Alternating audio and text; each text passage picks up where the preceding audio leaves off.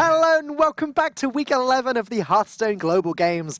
Once again, I'm Falcone, joined by Rob Wing, and it's the game that we've all been waiting for. Well, it's the last game of the day anyway. Not necessarily the Maybe we've been waiting for. Well, I know it's the one that you've been waiting for because your pick, Canada, going to be coming up against Mexico. Who's going to win this one, Rob?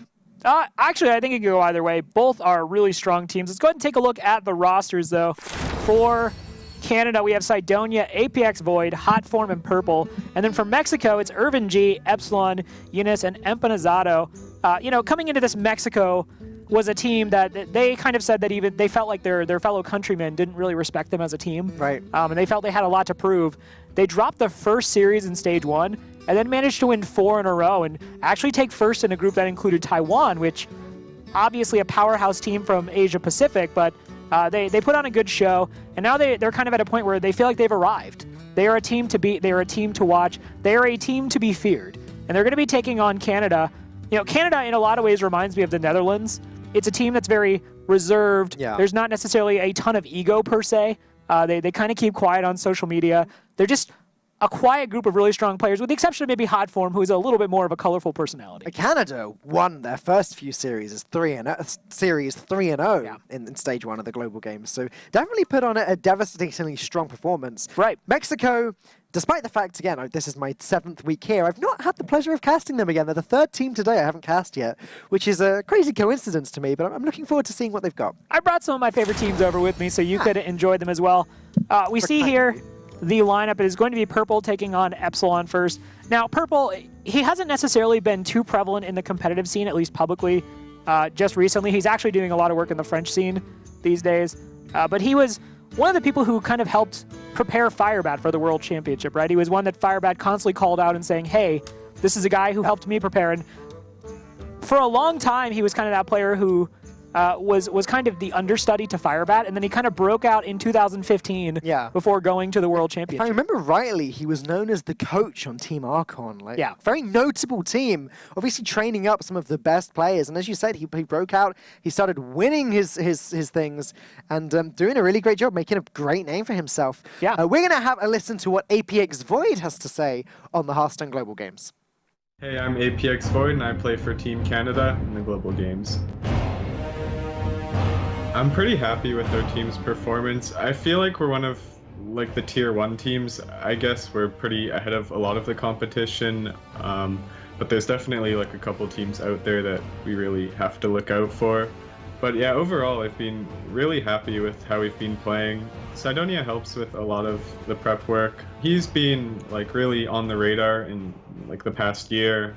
I help with the preparation as well. I'm the mage expert, so I think I have a lot of the say over what mage decks we bring in that. I like trying to figure out the best deck lists and then sort of pitching them to the team beforehand. Purple, when preparing decks, likes to kind of think more outside the box and sort of decide which tech choices we should consider. He also helps a lot in the decision making in the games, team communication. And then we have Hot Form. He really likes Shaman, Rogue, so he helps a lot with those 2 decks, but he also just helps with everything. He's pretty present in the team chat when we're playing. But yeah, he's also a big part of the team. I think it's just sort of a big combined effort, the 4 of us. My favorite part of the global games so far, I think, has just been playing Hearthstone with the team. Team Canada has been really cool, since it's sort of usually a solo player game competitively. You don't really get a lot of opportunities to play as a group, so I think that part I really like. It's also been really fun just to compete against the world's top players. I don't always get the opportunity to play against these players, so global games really gives me that opportunity. Global Games is pretty important to our team. At least personally, it's really important to me representing Canada, and I think we're all proud Canadians and definitely want to win this tournament.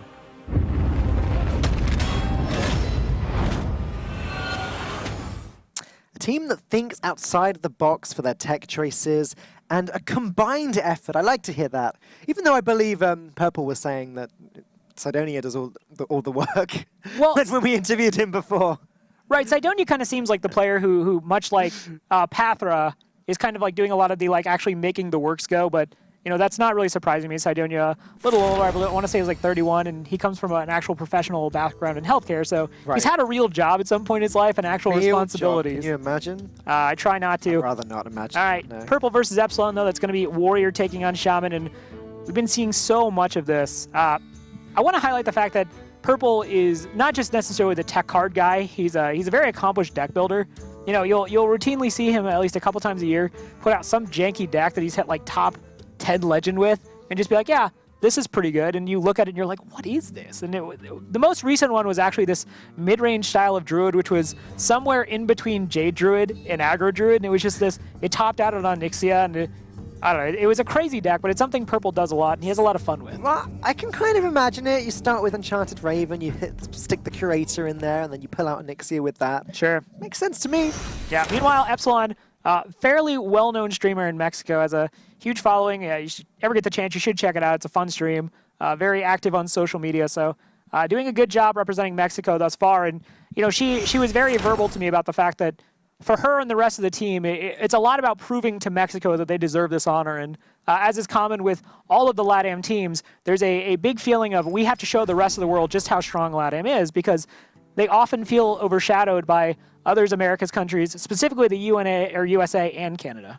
Get comfortable, Rob, because this is going to be a long game, I can tell you that already. It's going to be Elemental Shaman from Epsilon versus the Quest Warrior from Purple. So this is an interesting matchup. I want to say way, way back in the very beginning days of Journey to Ungoro, we had Boar Control, fellow countryman of you, or yours rather. He posted an Elemental Shaman list, which originally the appeal of it was that it fared very well against the two versions of Warrior, which were very prevalent in the early days of the meta. And this style of deck was actually able to grind out the Quest Warrior sometimes. Like, that was something that it boasted. Yeah. So I'm very curious to see how this list looks specifically. But yeah, Purple on that Quest Warrior, and it's pretty straightforward. There hasn't necessarily been a lot of evolution of the deck. The name of the game is just survive. But with Purple not knowing the deck list, it'll be interesting to see. And he actually does choose to keep the Fire Plume's Heart. Yeah, well, his mulligan is going to be specifically for the aggressive Shaman decks. I guess you keep the Quest every time anyway, because there is always the chance that you play against a Shaman deck like this and maybe you just instantly lose if you throw away the Quest. Well, it's also just really important to get that going, because that is how you win, aside from strangling them out of resources. Yeah. Is you get a big brawl, you sweep the board once, and then you have an active hero power that is doing something potentially to the board, which, yeah, if the Shaman goes wide, it's not great. And if the Shaman's just getting a totem going, then sure. But generally by that point in the game, you have one or two taunts on the board that can kind of patrol the board. And then that hero power is actually icing things out for you. Now, Rob, do we dirty round 2? Here we are again. It's a Shaman. Could be either type of Shaman. You expect it to be Token Shaman, although it didn't play a 1-drop. I stand by what I said earlier. It is not a misplay. It is extremely calculated, but it is a risk. And it's a risk that I personally don't like until you have more information. Right. But obviously, as Twitch chat will tell you, I'm far from a pro player. Right. Are Twitch chat saying that? When I checked, they were saying how good you were. They often But there was a funny smiling face next to it. I don't know what it means. Yeah, I think it's probably PogChamp. I thought he was saying, you know, yeah, cast is so good. Yeah. No, we see here Epsilon has the opportunity here to just go ahead and make that hero power. Will reduce the cost of Thing from Below, which we did see in there. But yeah, the rest of her turn is fairly laid back. And the nice thing for her is that this won't necessarily give away her agenda, because we have seen all throughout the last 2 days that sometimes this deck, just for the first couple turns, just actually makes hero power. Yeah. So Purple may just feel like, okay, well, she doesn't have a very fast start, which is good for me. I don't mind coining out the Mana Tide Totem either. You haven't seen a Fiery War Axe yet. There's a good chance that if he had it in his hand, Purple may have equipped it preemptively. Or obviously there's the chance of holding it back for a surprise. Right. So you do have, it looks like, some heavy drops in here, so maybe the coin will allow you to do some things on overload turns, or maybe get out Kalimos Primal Lord a little faster. So I like holding the coin, although I think the argument you made for Mana Tide Totem is certainly sound. But if the Fiery War Axe does come out, you've expended the coin there, which is a fairly valuable resource.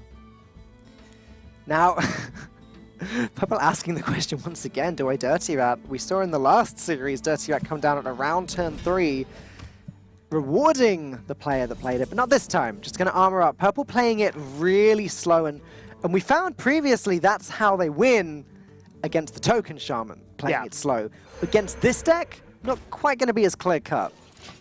Well, rolling the totem for Epsilon ended up paying off because she got the Stoneclaw totem, and now it's going to be more difficult for Purple, in theory, to reach this Manatide totem. We see that he actually really doesn't have a way to do it. But on the plus side, he has a taunt that just fits the curve. I am curious now in Epsilon's deck if there is going to be any Spirit Echo.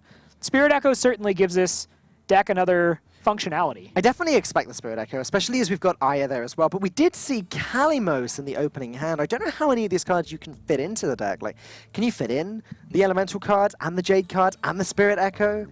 It is kind of a running joke with these styles of decks. It's like, well, what did you actually cut? Because it seems like you have a 45-card deck. Right. Yeah.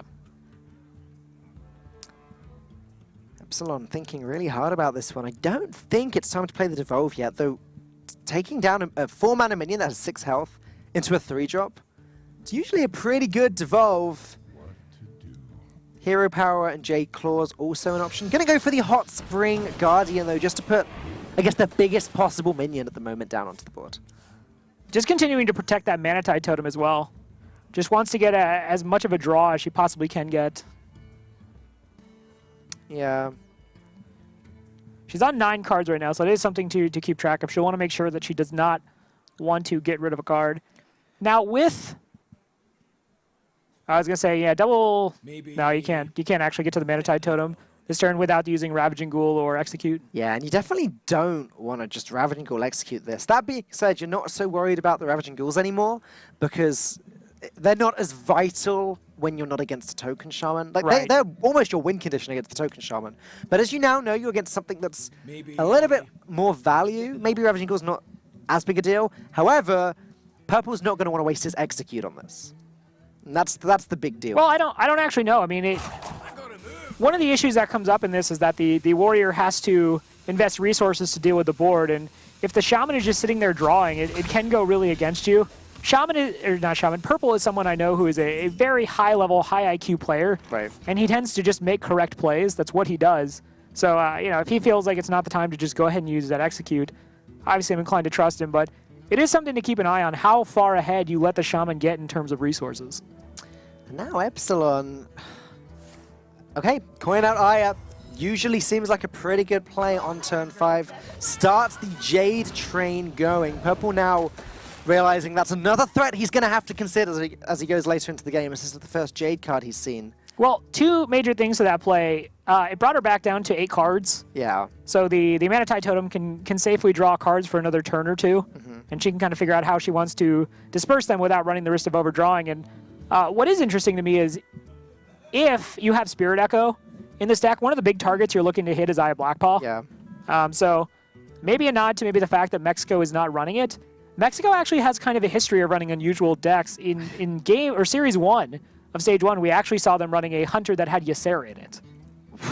What? Yeah, they ended up getting a win, I believe, with that deck, one. but they lost the series. I'm going to go out on a limb here and say that there's no Spirit Echo and there's no Jade Chieftain. Because if you're running Spirit Echo and you're playing Aya, then it means that you're saving it for Jade Chieftain. But I don't think there's any way she can fit those cards in along with the Elemental cards in as well. It's definitely not a 45-card deck, as there's only 18 cards left. Sure. So, yeah, so it makes sense to just play the Aya, I think, as early as possible. Jade Claws, also an option to turn these Jade into 2/2s. When Aya dies, they become 3/3s, they get even bigger. Jade Lightning plus Jade Claws plus trading in Aya is an option here. Could get some pretty big Jades. Well, decently sized Jades anyway. Yeah. I think you top out at, what, a 3/3 Jade there on the Jade Lightning? If you play the Lightning and the Jade Claws and trade in Aya, Okay, you and get Jade a 2/2, Claws, a 3/3, and a you get a 4/4. 4/4. Yeah. And it clears most of the board as well. I honestly don't mind the play. You get a wide board full of Jade stuff, not even using up too many of your resources, still dealing with purples. Yeah? Just without trading an Aya, but that's fine because Aya is still going to die at some point. Then you get the 4/4. I am worried about this deck's win condition if there is no Spirit Echo. Sure. Purple is more than fine to let a slow Shaman draw. I mean, this'll be very telling if he chooses not to deal with the Manatide Totem. Well, to try and Well, because push it's Epsilon towards fatigue. Well, yeah, because if you don't, if you just let her draw and she's not drawing things that actually pressure you, you're fine with this. This actually makes a ton of sense, because if there's no real threat, if this is just a control shaman that's more or less meant to be a counter to aggro, and we're seeing a lot of removal tools, Lightning Storm, Volcano, Maelstrom Portal, then you might just say like, hey, you can keep drawing cards all day. I don't care. You're just going to fatigue yourself. I'd be a little nervous personally, just because you don't know exactly what's in the deck yet. But as you say, Purple's got a pretty good idea. Double thing from below, but they're both costing 4 mana still. Yeah. This game from the beginning is one that's been likely to go to fatigue eventually, and by leaving the Mana Tide Totem there, it's not like Epsilon can trade it in, so there's nothing she can do about it. Yeah. Stonehill Defender is difficult to play because you're not actually removing a card from your hand if you play that. I'm not saying there's any world where you do this, but the only way she has to potentially remove it is to play Volcano. Whoa. Yeah. I mean, let that sink in. This is... I like Purple's read here, honestly. Like, or Hex it. Okay, well this is the way that you play your hand, so that you've got 2 spaces for 1 draw from the Mana Tide Totem and 1 draw from your next actual draw. But that Mana Tide Totem's still there, it's still causing a problem. I was about to comment on the fact that we haven't seen many elementals yet from Epsilon. Right. We've seen the Kalamos before the Mulligan, we'd seen the Hot Spring Guardian, now Servant of Kalamos, but she needs to play an elemental into that elemental, really. yeah. The Primordial Drake could come down now, would finally deal with that Mana Tide Totem. You're going to deal with the front end of the Possessed Villager, deal with the Searing Totem, puts a 4/8 down. I mean, one thing that Purple does have to consider is maybe, even though this is a control style of Shaman apparently, maybe there is just one Bloodlust in there to give it that win condition. That's always a threat, I think. Now, he's not facing down lethal. No. Got a pretty decent chunk of health there. So because he's got so much health and because Bloodlust still isn't lethal, I wonder if the Direhorn Hatchling is just good enough here. Obviously, there's the ability to Dirty Rat Brawl later. There's also the ability to double Dirty Rat Brawl at some point, and that could be a big swing. But I do like leaving the Mana Tide Totem alive for now. For my mileage, I like just the Primordial Drake. Go ahead and get some of the pressure off the board. Sure. You are going into a situation where if you need to, you have that second Primordial Drake. You've set up the board to just be clean swept. Yeah, and this is interesting. I'd really like to see the list and what elementals are all in here. You expect there to be a Firefly somewhere. Yeah, something that activates these 2 very valuable elemental minions. Stonehill Defender into an elemental is actually quite a good possibility. Hot Spring Guardian, Tar Creeper, these cards do exist, they do happen. Earth Elemental is playable this turn. You cannot then play Kalamos next turn, but at least you start the Elemental train going. You play that this turn, you play Servant of Kalamos next turn, and then Kalamos the turn after that. And I think that may be the way that that Epsilon has to go.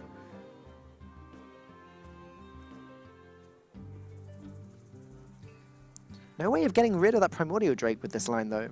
It is a weird situation because as the control shaman, you're not necessarily looking to push a lot of pressure, but at the same time, like, you have to make the read that, okay, even though I'm the control deck here, I lose in the end. I'm ahead on fatigue. This guy's going to have access to a hero power that just does 8 damage a turn and is going to grind me out of the game, especially if I don't have Spirit Echo. So,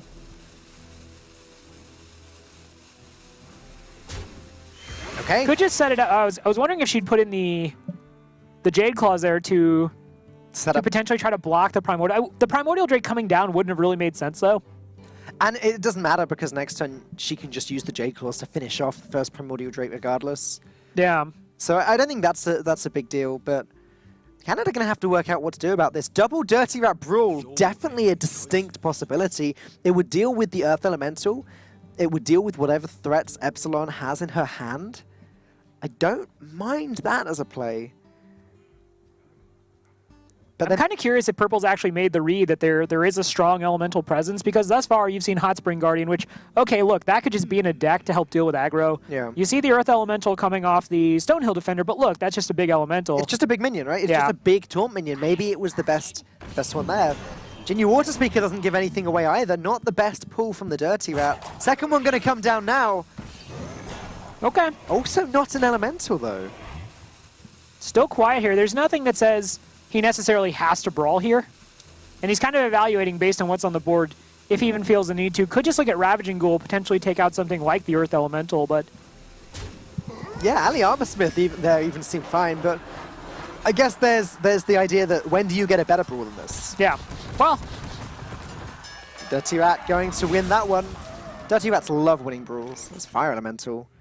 all right. Well, I think you're probably looking at the Servant of Calamos here now that it's activated. Duck Purple. Oh, okay. Yeah. The Fire Elemental, unfortunately, doesn't do a whole lot because the weapon is 2 attacks. So Alec here, you know, always strong in a vacuum. What about Ozrog?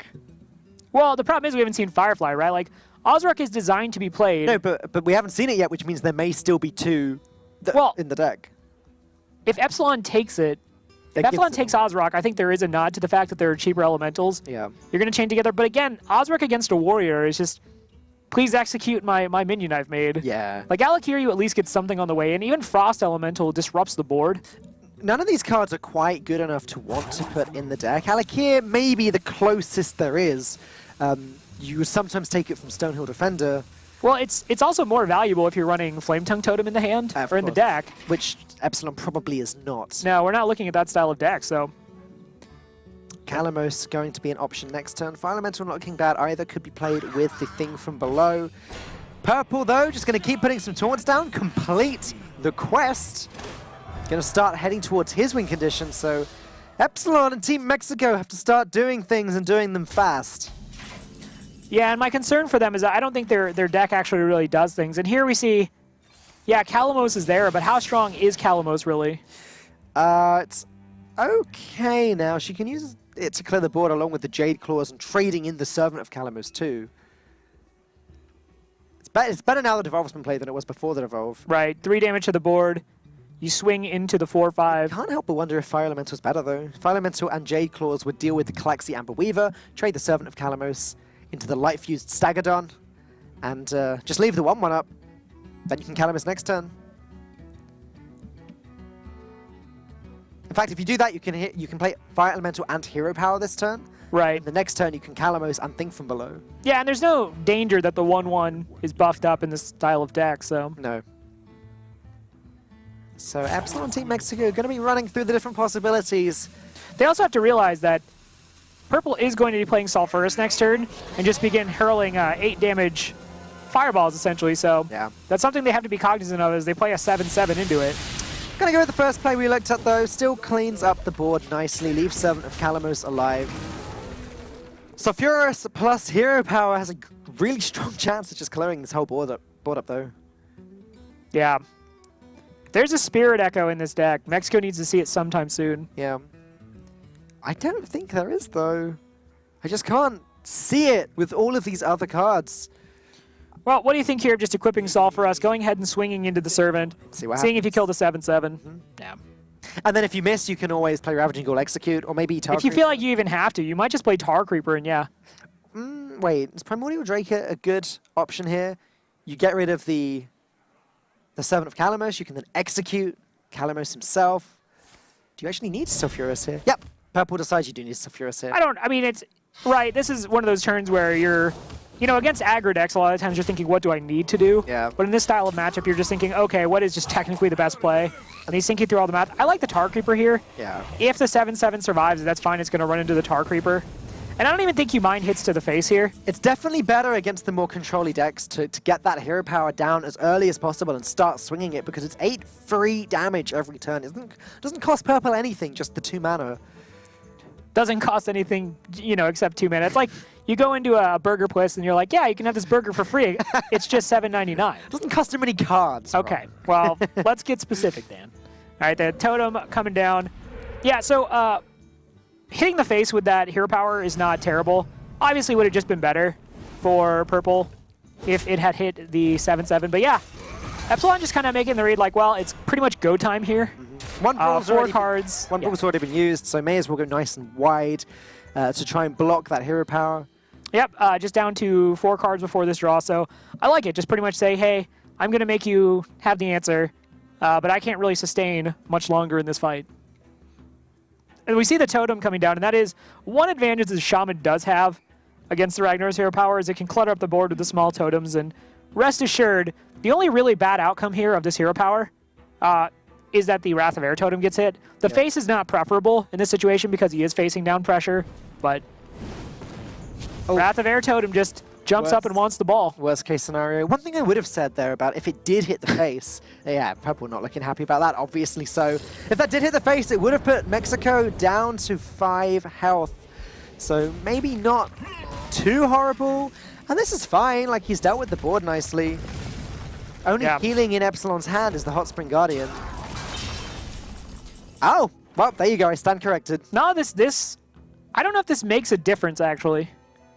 Which it might. It might actually. Eye is gone. Calamus is gone. One servant of Calamus has been used up. Is there anything you want to Spirit Echo in this hand? I guess you could Spirit Echo the Fire Elemental, but that's not that hot. I think maybe I would Hot Spring Guardian here and then just kind of hope to get hit in the face. Yeah. Okay. Yeah, then next turn you can Spirit Echo, trade the Fire Elemental into the Primordial Drake, and then replay the Fire Elemental to finish off the Primordial Drake. That seems strong. This play is kind of contingent, though.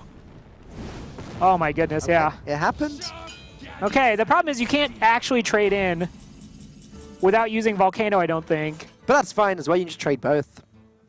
Well, yeah, but I think you want the Hot Spring Guardian back to get you out of range of the hero power. I guess... I mean, I don't think you're going to Volcano here. I think you're just going to... Yeah. Thus far, you've gotten actually exactly the Ragnar's hero powers you want, so... And let's be clear, you play around this, but this is 100% dice roll. I think Volcano is just too bad. I think Mexico might decide to just play the Ooze instead, and Hero Power, and then Spirit Echo, just to create as wide a board as possible. Maybe you Spirit Echo before playing the Hero Power, actually, so you're not adding a useless totem to your hand. All right, so Hex going down. And I think one thing Epsilon is working on is the information that Purple did not have a Brawl on the turn where he double executed off the Ravaging Ghoul. Yeah. Because he committed a lot of resources there, so I think it's safe to assume that Purple does not have the Brawl. Could Gluttonous Ooze and then just go ahead and roll a Totem, or not even roll a Totem, sorry, but just Spirit Echo here. I'd still like a Totem. It protects you a little bit better. Well, you can't, I just didn't have enough mana. Well, I mean, and forego the Spirit Echo. Let's see where this goes. Yeah, okay! Purple hits the face one more time again. Toteming up there would have reduced the chance of that happening slightly, but it doesn't matter. Purple, not so happy about some of his hero powers earlier, but this one does the job. Yeah, he got two pretty much worst case scenarios for him, and he was just due to get one that actually worked for him, so. Didn't 3 out of 4 of them go face, actually, thinking about it? 3 out of 4 of them went face, and 1 hit the Wrath of Air Totem. So, but to the point, though, there were moments where he actually just wanted it to hit a minion. Yeah. Just so he could stop taking pressure because he lost the hero power that armors up. Hitting the face wasn't Purple's plan, but it certainly was Ragnaros' plan. And you got to trust in Ragnaros' plan for your opponent's face. He got there. He got there. Let's take a look at what we've got up. coming up next. It's going to be Hot Form versus Janus. Shaman versus Paladin again. Yeah, Hot Form is a player I actually talk to fairly regularly. I hang out on his stream as well. He's fun to watch. He has a very meticulous approach to the game, and he is... I still remember from BlizzCon in 2015, casting the World Championship, he straight up said he doesn't like aggro decks. He does not respect them, right? He is a control player. He thinks he falls right into that line of just looks down on people control player, says they're brainless. So I remember him being frustrated with Pirate Warrior in the previous expansion. Like he'd be playing Reno Mage and he'd be frustrated when the Pirate Warriors were still winning games. But yeah, obviously a very, very popular stream. Yep. Very well-renowned player in his own right. A lot of tournament pedigree. 2nd place in the first Hearthstone. Oh, first? Second? Second World Championship. Yeah, okay, that's the one. We got the date wrong earlier, but I got it now. Yeah. Janus. That's 2015 for that one.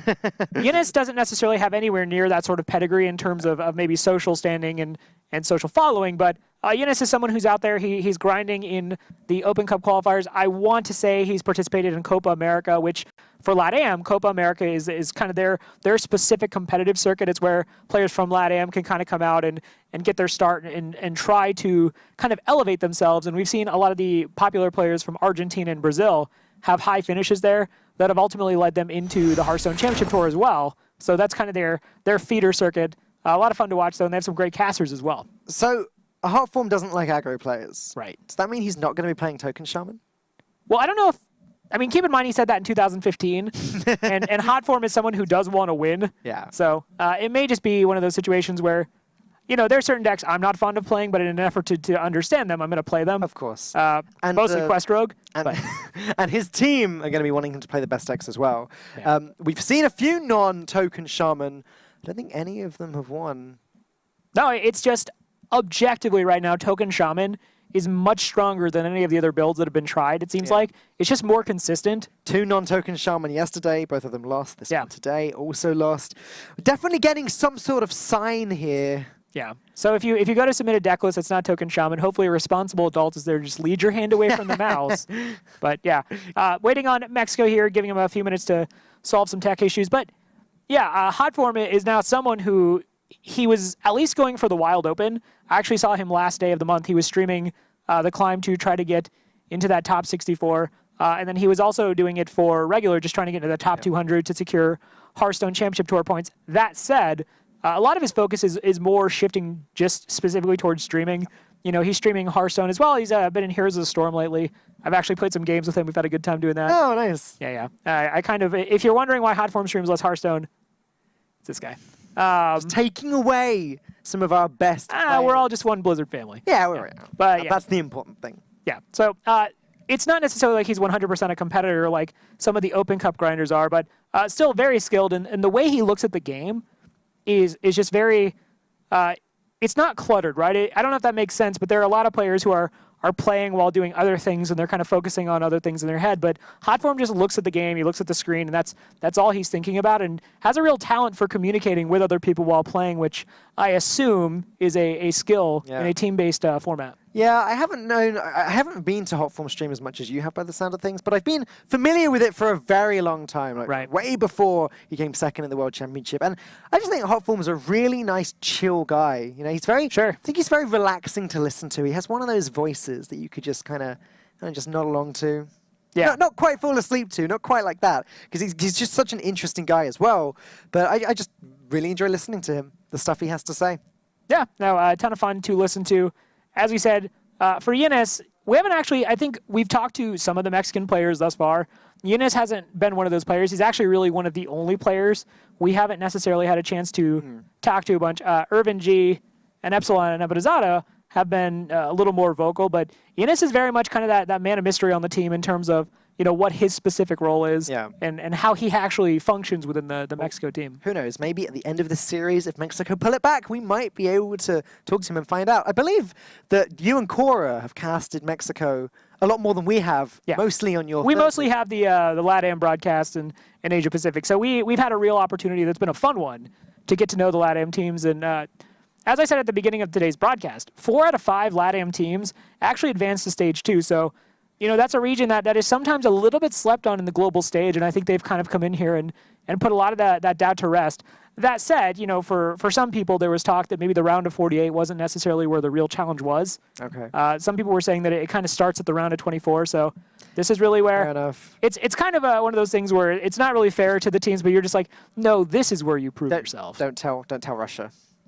Oof. Yeah. Well, yeah, to be fair, some groups just had a little bit of a difficult time. There is Yinis, though. Yinis, very proud to represent the team. We see Hotform as well. Russia aren't going to suffer at all after the Hearthstone Global Games. Like, the individual players have such accolades that it just doesn't matter for them. But what I am interested in is how the kind of Hearthstone global landscape changes following the Global Games. The team that win, if it is one of these less popular teams, like Italy or something, then they'll get a lot more respect. Maybe they'll start being invited to more tournaments. And over time, the Hearthstone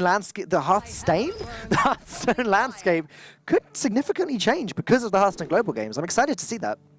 All right, well, I'm excited to go ahead and get into this game now. Yinis playing what appears to be, well, generally, Finja gets worse, it feels like, the more Murlocs you have in the deck. Yeah, it becomes less predictable. So people are tending to run, or at least Mexico have been running Finja in here with just the Spike Ridge Steed, the late game package as well. They just basically include a Finja for pressure. Obviously, the Spike Ridge Steed buffs, they can kind of get out of hand. Hotform on that Token Shaman, though, it looks like. Oh, no, it is going to be the Jade. Well, there you go, Hotform. He doesn't like aggro decks, refuses to play it. Fair enough. No one guided his hand away from the button. I never said he refuses to play. I just know that when he's lost to him. Now, keep in mind, Hotform, if memory serves, came in second place in the 2015 Hearthstone World Championship. So even though he's not really styling himself as a pure competitor anymore, he is certainly someone who who is very skilled at the game. I'm imagining his team told him, right, make sure you submit the token shaman deck list, and he just sneakily went ahead and put this. I'm sure that's not the case. You mentioned Finja before, and I completely agree with you. It doesn't feel as strong now as it did before Ngoro. That's not because the card's any weaker. It's not been touched, but it's because before Ngoro, every time a Finja came out, whether it was in Water Rogue or whether it was in the aggressive Druid decks, it always pulled out Bluegill Warriors and Murloc Wool Eaters, or in Anything Can Happen Paladin. But now, because like it's still good, it still pulls out Murlocs, it still puts more threats on the board, but they're just not significant threats like the ones we saw in the past. Yeah, there was a trend for a while where you just put the prefix water before anything, and you knew that it included Finja. And pirates. Well, Finja, Bluegills, and War Leaders, to the point to where like somebody would offer you, like a glass of water, and you kind of flinched a little because you just assumed Finja was going to trade on board. But jokes aside here, like I said, I think this is the list we've been seeing from Mexico in the past, which is pretty much that mid-range Paladin with the Murloc opener. It just also includes Finja. Right. So I think it may cut like one of the Spike Ridge Steeds or something, but Tyrion gives it away that it certainly has game in the late game. Now, because of what this is, it has the chance to give Canada some value from the Devolve. Devolve really shines against Murlocs. It does. It kind of ignores the synergy. It only really cares about the actual mana cost. So certainly something to be aware of. Yeah, if you've used if you've got a Murloc Wool Eater on the board, if you've used a Megasaur, if you've used a Cold Light Seer, Devolve doesn't care. It takes all of that away and just looks at the sheer number, as you said. Hoffman definitely has a good chance here if he can stabilize against the Paladin. Paladin has this way of just coming out with more and more threats, and like when you get into the top end of the curve, then Tyrion, and then maybe another Tyrion, and Sunkeeper Tarim, and these big threats at the end. So it's not just an aggressive deck. It's not like it runs out of steam come turn 6 and turn 7. So it's not going to be easy for Canada, but Hoffman's definitely got a chance here. He may be the first non-token Shaman to win this week. Well, if this is the Spirit Echo Jade Shaman, the name of the game is grinding your opponent out. Of course. So that's certainly something doable against the Paladin. There is no Ragnaros hero power. There's no Crystal Core quest. You can actually just beat them in the late game. And Paladin generally struggles to have the removal necessary to deal with decks like Jade Shaman. So looking at the board right now, Yina's talking over the opportunity there to play the Hydrologist, or if he just wants to go ahead and hit the hero power, have to assume he's going to put the 1-3 into the 1-1. And then that lines up the Jade Claws pretty nicely. Yeah, it's actually not an easy call either. He's going to just go for the hero power. I didn't mind the Hydrologist, but you don't want it to die for free if you can help it. You would have been left with a 1-2 alive, but yeah, this seems marginally better. Tough turn for Hot Form now. Not tough as in a hard turn to make, but I was going to say, he can do two things, Dan. He can play Devolve. One of them is turn 2 1-2s into 2 1-1s, or 1 1-2 and 1-1 into 2 1-1s, yeah. I think you made the right call, Dan. I think he did as well. I think we got there. Tough turn, more like a disappointing turn for him. Next turn, he can play the Jade Spirit and actually start getting going. Now Hydrologist is definitely a consideration. Well, yeah, Hydrologist was a consideration last turn, but it's certainly something you want to play at some point just to get that secret going. One issue with the Hydrologist here, potentially, is if you just had the Hydrologist on the board and you had the Getaway Kodo, you could guarantee the bounce. These are all pretty unsatisfying options. Redemption obviously has upside later in the game. And you've got Tyrion in hand, so I think that's the one you go for. Well, the other two I just think are kind of abysmal. Yeah. So having Tyrion in hand is not the only reason you go for Redemption. Yeah. But I think it definitely just sweetens the deal a little bit, because at least you know you've got a plan now. If you've still got the coin on turn 8, you can go Tyrion, coin, Redemption. Sure. Especially if a Devolve has been used up by then. And there's plenty of time for that to happen. So Mexico have a plan now. Yeah, one thing is that Hot Form hasn't necessarily shown that this is anything to be concerned about. It just feels like at this point probably Token Shaman, since that's what you're seeing the most of. But Hot Form going to have to play around the secret now. Might judge based on the amount of time it took for that turn that this is not Noble Sacrifice, because that might have just felt like a just snap grab. Yeah. But Jade Spirit, I imagine, going to come down quite quickly. Unfortunately, Jade Spirit is one of those cards that synergizes very well with Spirit Echoes, especially later on in the game. But it's just too good to play on curve here. Weapon going to deal with the 1-1 to prevent the Getaway Kodo from happening, as you said earlier. But just gonna get redeemed. Just a slightly worse Noble Sacrifice there. yeah, I'm honestly not sure I really liked the Redemption going down last turn. I didn't. There wasn't really much upside. And I think you can afford to be patient from what you could see. The board wasn't really developing. Now Eunice knows what he's up against. If you see Jade Shaman at this point, you pretty much just know Spirit Echoes in it. Coin Finger does look very tempting here. Kodo's not terrible. Yeah, this will be a good check for Devolve as well. Yeah. Oh, no, he is going to go for the Kodo. Going to clear the entire board. Sure. This is fine.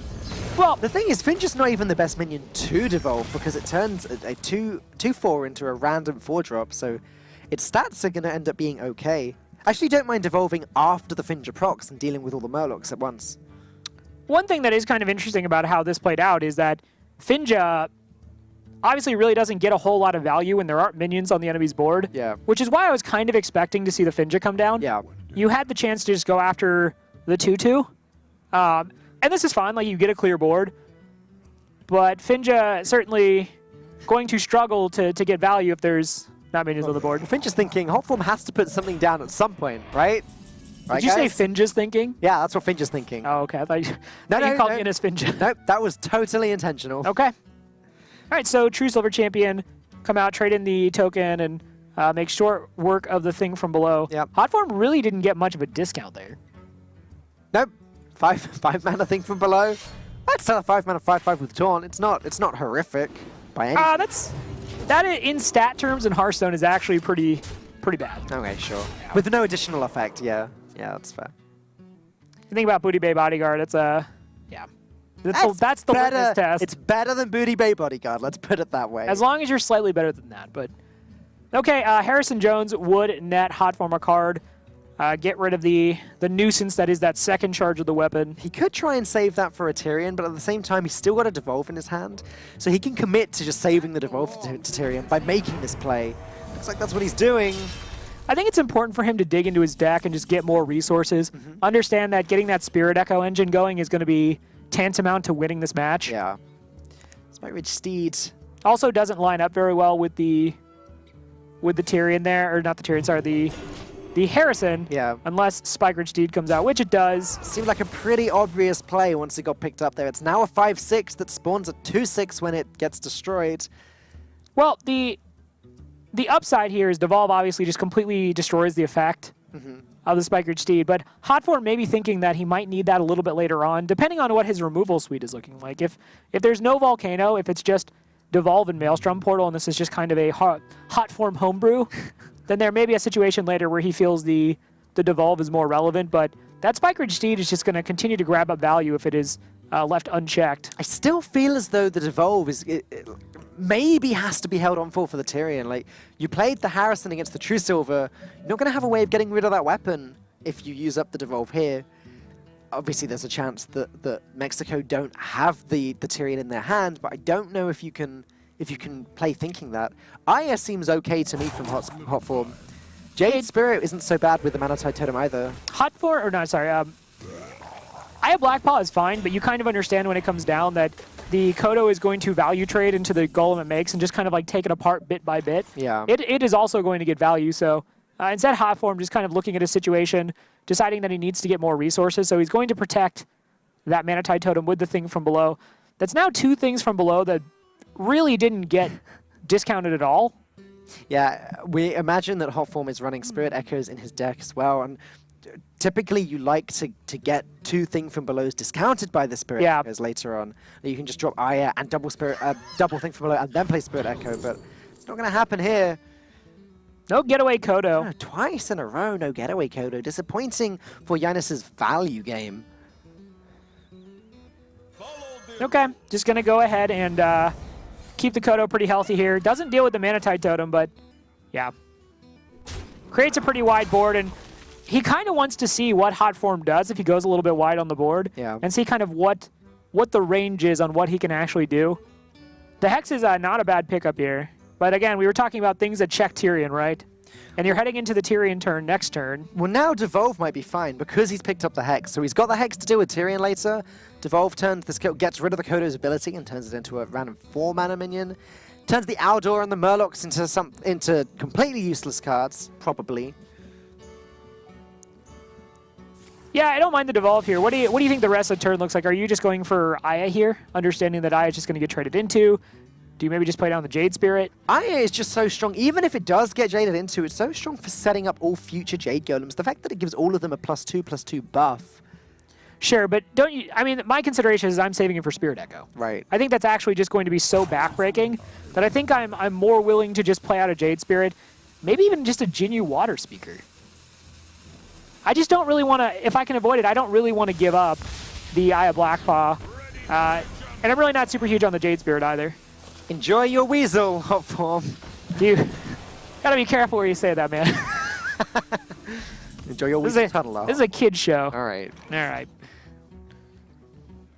Well, the Pint-Sized Summoner, if you're wondering why the mana costs are reduced, Tyrion can now be played for 7 mana on 8 mana turn.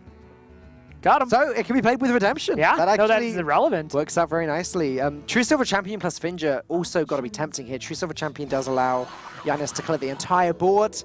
Pint-Sized Summoner trading into the Goldshaft Footman there, and then the 3/2 getting rid of the Manatide Totem. I mean, one thing to be considerate, though, of is the fact that the opportunity now to have the Tyrion onto an empty board with Redemption, you're really throwing that kind of backwards. Yeah.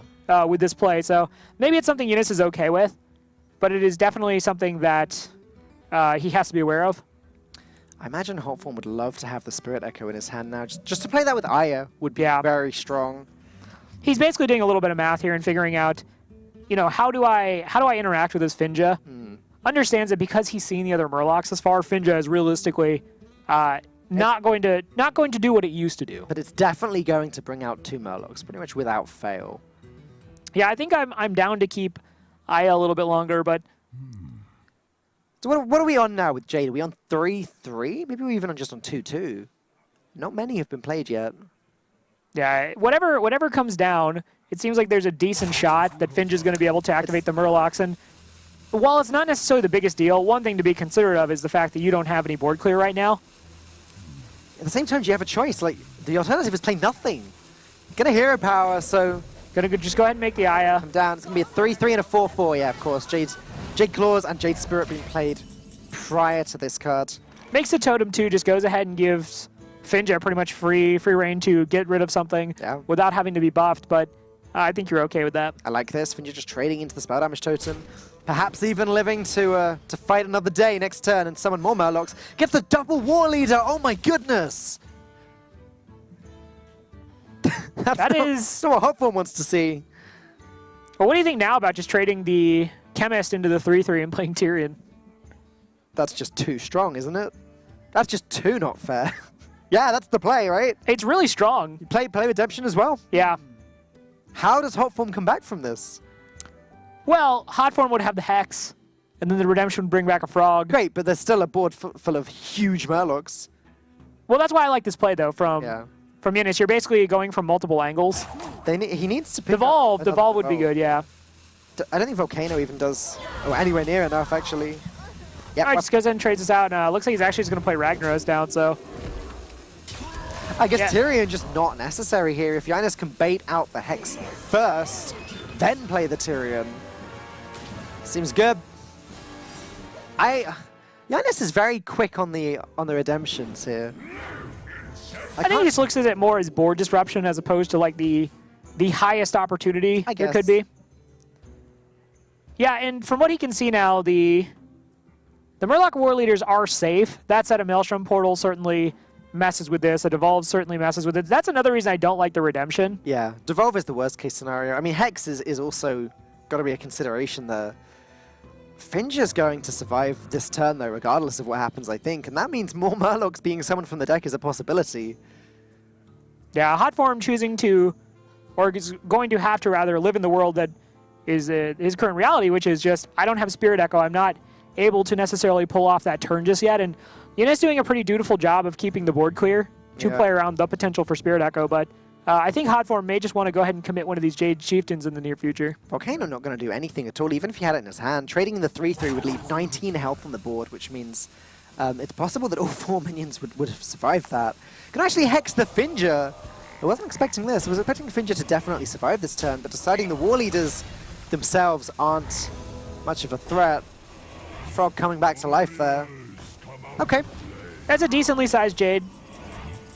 Yeah, with Taunt too. Jade Chief, the following Jade Chieftain gonna summon a 6/6. Okay, so if you were to trade in the Ragnaros or trade the Ragnaros into the 5/5 and just swing face with everything else, you're guaranteeing the heal on Ragnaros. Yeah, that's good. Can you also drop Tyrion, or is that playing into Devolve too much? You've already seen one. I think you would have seen it. You would have seen the Devolve. Yeah, I like Tyrion. I like, trading the Ragnaros into the 5/5 and just going face, and then playing Tyrion in a hero power. This feels like it wastes the Ragnaros a little bit. What do you think of trading in Ragnaros, then playing Sunkeeper Tareem? Both of the war leaders... You've lost me already. No, don't like it. Yeah, I don't like that. Both of the reason I say it is both war leaders would have been able to trade into the 3/3s and survive. The Frog would have been buffed up as well. All you're losing is the Rag Light Lord. No, I like this much better. Just play the Tyrion here. Yeah. The Tyrion is in theory going to protect what you have on the board. I even like not playing the Tyrion and just floating at 8 mana better than the Tarim at this point. That hurts my OCD, Rob. Look, I like spending mana just as much as the next guy, but yeah, this board is so strong that you are basically saying to Hot Form, look, you need to devolve, and then you need to hope the devolve doesn't make these things just unbearably strong. Hot Form gave a little smirk there. He knows what's going on. I think he knows this game is not going to last much longer. Can I do what he can to survive, though? Though he's staring down, what is that? 29 damage on the board? It's a big number. Yeah, it's 29, yeah. Oh dear. Consecration makes 31. Doesn't matter how much health Hot Form has, he's not going to survive this. I don't even get rid of the Tyrion without playing Jade Lightning. He has to play everything he has. I guess he could Jade Lightning one of the Murloc War Leaders. Yeah. Heal himself up with the Genie Water Speaker. Because he has to.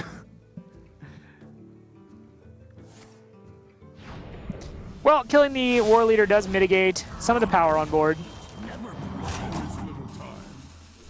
Going to be 20 power on the board here. So Hot Form is not dead just yet. Can set him to 2, though. Does have a Jinyu Water Speaker. And this is a situation now where Renis has to decide, okay, do I just want to go all in and then force him to respond? I can play down the Curator as well. Primordial Drake doesn't really do a whole lot here unless he takes it into account with some trades, and even then, from what I'm seeing, it doesn't look good. I think probably a split approach is what I'd recommend here. Just go ahead and get the value with Tyrion on that 6/6. Just trade it out. That does buff Token a little bit, and that picks up the lethal, actually. Yeah. Told you Sunkeeper Tareem was good. Well, yeah. Not quite in the way that I described, but still, he found a way. Yeah, I was really suffering to figure out a situation where Sunkeeper Tareem was a good card, but you set me straight. Thanks, man. Now that, yeah, didn't spot that with the buff, but that's just lethal. Eunice took some time, looked at it, just figured it out. So, yeah, Mexico now tying up the series. And this is another mark against Shamans that do not function on Bloodlust and Evolve. They're 0-4. Yeah. That's not a good score by any means. They've been swept in one series, swept in a best out of 7 even. Yeah, it's definitely something where that style of Shaman against slower versions of Paladin, say Control Paladin, Dissolve Paladin, can be pretty powerful. They can just outvalue because of the Spirit Echoes. Well, it also requires the correct area of effect removal, right? Yeah. All we saw was Devolve and Maelstrom, so if that's all that's in the deck, it's going to get run over by more mid-range aggressive decks. Yeah. Right. Let's take a look at the next game coming up. It's going to be APX Void and Empanizado? Is that Empanizado, yeah. Empanizado on the Rogue. So Rogue mirror match. Not the first Rogue mirror match we've seen this week. There were several of them yesterday. I expect them to both be Quest Rogue. I hope for a pleasant miracle surprise, though. One thing I thought was interesting was APX Void, when I talked to him, he said that he has a lot of respect for Mexico. He saw that they were a team coming in. He actually knows a bunch of the players. That doesn't surprise me. APX Void was someone who actually competed in Copa America, so the opportunity to meet some of these players. He is someone who is a deck builder, competes in a lot of opens, so he sees a lot of these players often that are frequent on the America server. But he said he went ahead and spent the weekend kind of scouting out Mexico because he understood they were going to be his first opponent, and he has a ton of respect for them. And that's really cool to see that Mexico is really kind of getting to that point now where they are making the other powerhouse teams kind of take them seriously. Yeah, I agree. And I'm also looking at the picks that APX Void have made. He had to choose between Mage and Rogue. Now, APX Void is known as a bit of a Mage god. Yeah. He was one of the connoisseurs of Tempo Mage. I remember a few weeks ago when Secret Mage started to blow up, or temporarily blew up, I remember seeing a tweet from him where he said, I haven't played the deck too much yet, but I know that Yogg Saran is good in it. And suddenly I was like, right, cool, I'm going to try the deck. I'm going to put Yogg in it because I have a lot of respect for APX Void's mage play. So it's possible that Mexico would have expected to see mage played there. I do believe I've seen APX Void playing Quest Rogue as well. It's something that, APX Void is a math person through and through, so obviously the way Quest Rogue functions seems like it would line up exactly with what he wants to do. Empanizado, I'm struggling to recall what he played exactly over the course of Stage 1. That said, Mexico has one of the most balanced spreads of anyone coming into this any team. They actually never played any one deck more than 3 times. That's kind of nuts when you actually look at the stats. Yeah, that is. Most teams had at least one deck they played 4 times. A lot of teams had 5. They had no more than 3, and they spread it all around. They played Warlock a few times. Yeah, so they have a balanced attack, and I think that's kind of a little bit, for a 4-1 team, it maybe gets a little bit understated, but the flexibility to play all these different classes and play them to a 4-1 record, mind you, the time they lost, one of their big issues was that Irvin G's internet actually just went out. So they took a loss on that because he disconnected. So that's not good. That's not what you want. But no, they're a group of highly skilled players who can play a bunch of different decks. And Empanizado is actually going to be on Miracle. This I'm excited to see. It is from what we can tell, the faster version of Miracle. Salsi deckhand for this style usually speaks to Cold Blood. Okay, sure. It's a very strong combination of cards. Valspine Slayer, not a surprise at all. But we did see, I think, Quest Rogue versus Miracle Rogue earlier, and unfortunately, or we at least talked about it, and we talked about how bad Valspine Slayer is against the 5/5s. Yeah, it is. We did see this matchup, actually. It's a bit abysmal. So what we're going to need to see from Mexico here to have a chance is really just an aggressive posture. They just have to go fast. Hey, there's my friend, Sherazin Corpse Flower. And very strong. Ooh. Very strong for Mexico to pick up on turn 4. It means it's going to keep coming back to life. Leroy Jenkins there picked up as well. You're notably excited about it, and with good reason. It's one of the ways that this deck can just steal a fast win against the Quest Rogue. It's Golden Leroy, too. Golden Leroy is one of my favorite animations. So we see there Headcrack, Bladed Cultist, and Edwin Van Cleave. Thinking, which pick here? I guess you could consider the Bladed Cultist. I think this is one that looks really simple. Yeah. But I think there is merit to maybe sitting down and kind of thinking this over a little bit more. Headcrack is dealing consistent damage, which is a good thing if you're getting value traded off the board in the final stages of the match. Maybe it's a little too slow. Maybe it's not doing quite enough damage. But Blood Mage Thalnos... But no, Blood Mage Thalnos is not in the aggressive version of this deck, I don't think. Bladed Cultist might actually just be the pick because it's something you can get going now. Yeah. Edwin Van Cleef, if you had a different hand that was full of smaller stuff, Edwin Van Cleef would be a very obvious play because the Quest Rogue is going to struggle to deal with it. They're not running sap. But oh my goodness, this hand from APX Void.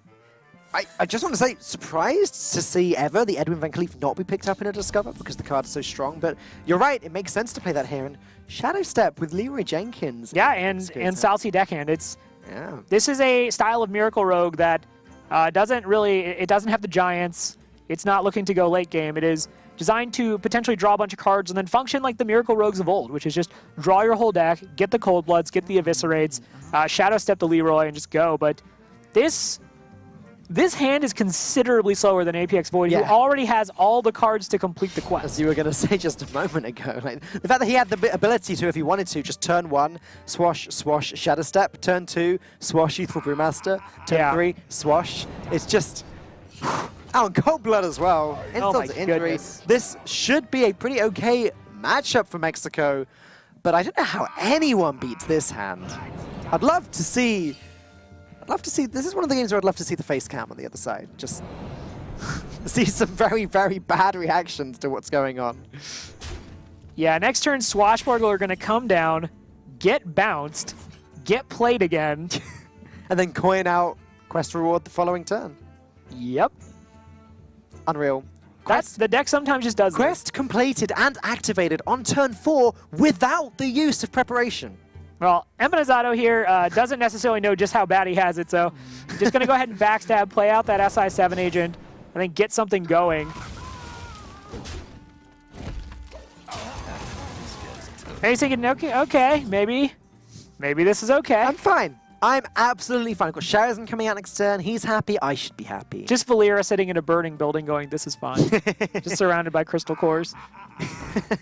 Surrounded by 5/5s very soon. Oh my goodness. This is another thing in the mirror. The Rogue can actually get some pulls that kind of replenish the removal suite that is kind of drained from it. Yeah. By virtue of being Quest Rogue. Let's grab an extra Shadow Step. Why not? Oh my goodness. Empanizado, my heart breaks for you. That's not going to do anything, though. The Obsidian Shard isn't going to get any discounts in this matchup because all cards are Rogue cards. I was going to say, the Bilefin Tidehunter kind of could be a big deal because, you know, once the quest is up and then you have that taunted 5/5, yeah, it would stop something like a last-second Leroy getting through. But I don't even think it's going to make it to that point. This pickup from Mexico, by the way, Bladed Cultist, Shadow Step, Bladed Cultist, Edwin Van Cleef is an option here. I think it is probably the option. I think you just have to go as fast as possible. Yeah. Normally, turn 4 Sharazan, you're feeling pretty good as the Miracle Rogue, but... I don't know. I think one of the ways that you beat Quest Rogue is by playing a huge Edwin. Unfortunately, we can see there's a sap there that's ready to just get rid of it. Okay, you can do it this way too. Slightly better because you get the discounted SI7 agent in the hand. Going to replay it and then play Edwin, sure. Well, this only makes a 6/6 as the... Yeah, it's 2 attack and 2 health smaller, but it shouldn't matter too much. Yeah, it represents having a 3/3 and a 6/6 on the board as opposed to a 2/3 and an 8/8. This does slow APX Void's quest completion or quest activation down slowly, as he may have to sap this turn. He may not feel comfortable just coining out the Crystal Core, especially with no minions on the board. The fact he's picked up his second Shadow Step is just hilarious as well. Is it hilarious? Is that a word we're using? If you're on Team Canada, yeah, it's pretty funny. I'm rooting for Canada. I don't even feel good about this. If you're on Team Mexico, maybe it's not so funny. You can just coin out the Crystal Core anyway. Not afraid of that 6/6. Okay. Well, this is a little bit of room for Empanizado to try to get some work done. Sharazan Bladed Cultist. Yeah. And then you have that Leroy, but you just got to push. Yeah, you can potentially Leroy the following turn. I don't think he can... Actually, wouldn't... Okay, if everything's stuck to the board, wouldn't that Leroy the following turn just be lethal? I think it would. 9 damage there, plus... Well, you have to assume Bilefin Tidehunter is coming down. Yeah. Yeah, okay. That's true. In that case... Well, there's no way that makes... I mean, yeah, you still just make this play. This is... I'm trying to think, if you played Leroy now, you could technically use the Van Cleef and the SI7 agent to clear the Whelps, but I don't think that's on your mind. I think you're just saying, like, let's get them. You're not giving your opponent 2 5/5 Whelps. Yeah, the other thing, too, is next turn is probably just going to be Bilefin Tidehunter Sap. Yeah. That Van Cleef goes home. All right. Let's go. Time up, Mexico. Make your decision now. It's going to be the... Oh, yeah. It's got to be Sharazan Bladed Cultist. It just has to be. You just got to play it, Mexico. You just got to. You're not that shy. I love troll voices. It's a mild aside. Okay, well, show me Bilefin Tidehunter. Might even just actually Shadow Step it. And play it again. To get 2 taunts. You can still stab the Van Cleef. That's the safest play, I think. You remove 6 power from the board, protect yourself from the rest of the damage. It would take all of that to down the taunt. Yeah, I don't think Empanizado has played anything that shows APX Void. This is a more aggressive style of Miracle. But I also don't think there's any real reason to play around the possibility of it not be. Like, all you need to do is survive, and then you're fine. He's played the Shadow Step. That's the only card I can think of that gives anything away whatsoever. That's Okay, yeah. Actually, Shadow Step really does. Yeah. So, yeah. This is pretty much just a dream hand for APX Void. Like, let's just call it what this is. It's Swashbucklers. Yeah. You had 2 bounces. The Swashbucklers generated a sap. Like, I want to say that against an average Quest Rogue hand, Mexico would have won this game.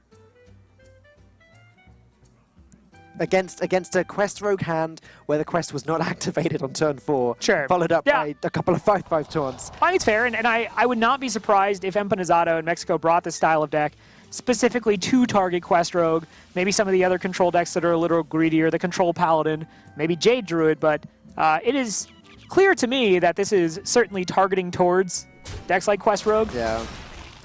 Yeah. Just unsuccessfully today, by the looks of things. There's still a chance for Mexico to win this. Just a little bit more damage needed to be dealt, though. Leroy not quite going to finish the job here. No taunts remaining in APX Void's hand right now, but the Bilefin can be bounced back and played again. Yeah, shares him in his little flower sleeping bag is basically summing up how I feel when this happens to me on ladder. That being said, he'd have to waste the Cold Blood if he wants to do that, because he has nothing to combo the Gadgetzan Ferryman. One of the disadvantages of this card, rather than the Youthful Brewmaster, is that you can't just play it on demand straight away. He has to play Cold Blood first to buff up the Balefin, hit that somewhere, wherever he wants to hit it, then bounce it back and then replay it. That's the only way he can do that this turn. Might just play double Igneous Elemental. I like that, and then just trade out the 3-2. Yeah. Yeah. Get rid of the... Inevitability is realistically, even with Leroy in hand, not that Canada knows, is kind of on your side. There are still outs. You know, I've been kind of crying on behalf of Mexico, but there are still outs with the Bilefin at least not making a taunt this turn. But it would have to be executed with basically Leroy, Shadow Step. Yeah, and then you actually can't... Yeah, because Leroy costs more mana these days. All right, just gonna drop the Cold Bloods. Do the best that we can. Those Undercity Hucksters, definitely an interesting tech for this deck. So what I was saying, though, is if you'd gotten a second Shadow Step and you had 8 mana, you could Leroy, Shadow Step Leroy, and then draw Prep. Yeah, yeah. Or not draw Prep, sorry, draw Eviscerate. Yeah, yeah. Like, it's actually still close just because of how fast his deck goes. It's definitely close. Down to 13 with the Leroy as well, down to 7. Maybe something comes off of Huckster. I'm trying to think what it would have to be, though. Down to 6 with the dagger hitting in as well. The thing is, Empeznado's not dead yet. No, he's still got a little bit of time because Canada's hand is mostly just full. Well, not mostly. It's half full of just stuff he got off the Swashbucklers. I think he just plays the Huckster, plays the Edwin, puts the biggest board up possible, hits face, hopefully forces some trades out. And he does understand that that Bilefin Tidehunter is coming down again. There's going to be a 5/5 taunt, so might be able to get something going off the Huckster, maybe a Sap, maybe even an Assassinate. Just something that deals with a 5/5 taunt. Does Vanish do anything here? No, I don't think it does. It's better to just make the trades and play the taunt.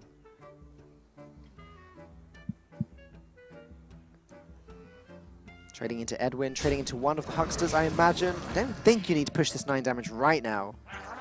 No, I think you're just fine to trade him off the board. And I think, too, you have to respect the fact that Sap could be in this deck. Sap is oftentimes seen in the more aggressive decks because it's cheaper, but...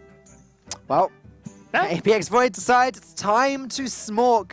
Gonna go ahead and win this game in the next 2 turns if Mexico don't do something very quickly. Well, you know, he realizes here he's setting up a 2-turn lethal. And realistically, the Hucksters are going to have to trade for Empanizado to get cards. So it's kind of, I think, a thing of he's actually just sitting there on 8 mana for Mexico. What do I actually lose to? So, if that goes face, then Mexico just needs to pick up a Shadow Step from one of these Hucksters, and they win the game. Well, they have to get to the taunt.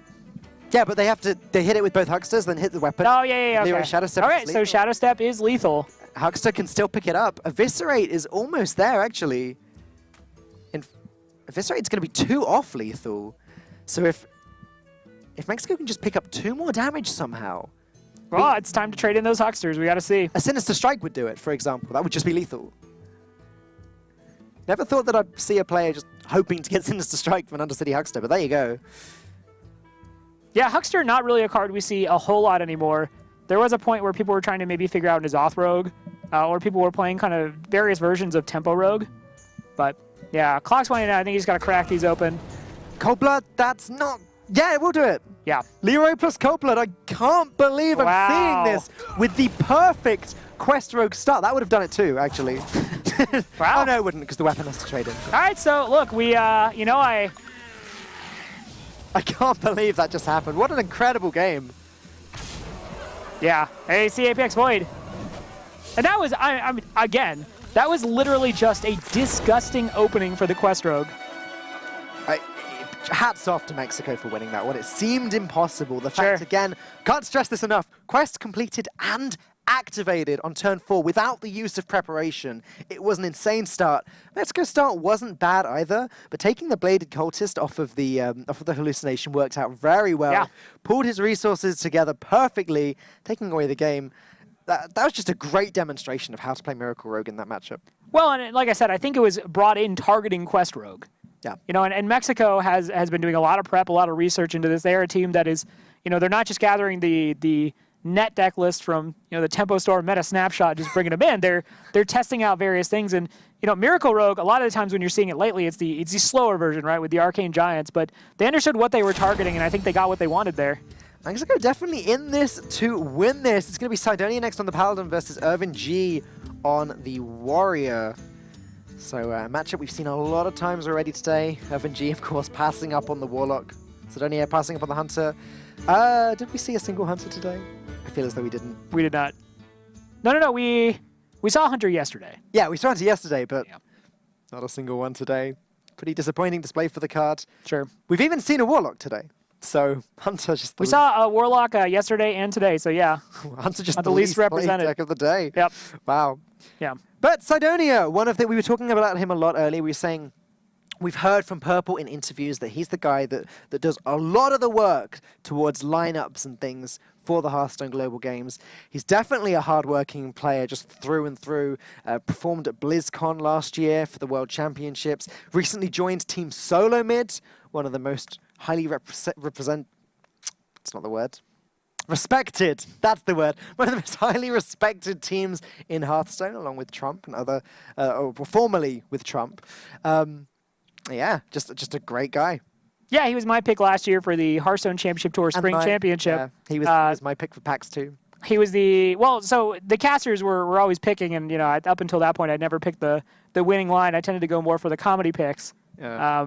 At one point, I think I picked half of the old Dignitas team, but it was something where I picked Cydonia just basically off his name. I didn't know much about him, but just huge Muse fan, and he's really impressed me, not just by being a good player, but I think in Hearthstone, a lot of the age demographics for some of the Hearthstone pros is fairly young, so they're very good at the game, but oftentimes maybe a little bit unpolished, maybe not necessarily as mature as say other players in other sports are. But Cydonia comes in. I want to say he's 31. As I said, he came from a healthcare background, so he's someone who's had a professional job, and he travels a lot. He's very worldly. And he's just very mature, and I think that kind of mentality, that kind of Zen approach to things, just inherently makes you a better player. The tilting thing really doesn't work, right? It distracts you. It puts you in a worse spot. But Cydonia has really impressed me with his ability to lead a team, his ability to create infrastructure, and his overall play. So I'm a really big fan of Cydonia. He's a very calm player, and as I said before, just a very hard worker. He appears in a lot of different tournaments recently. I think most recently in EU versus CN. I don't think we've seen him since then.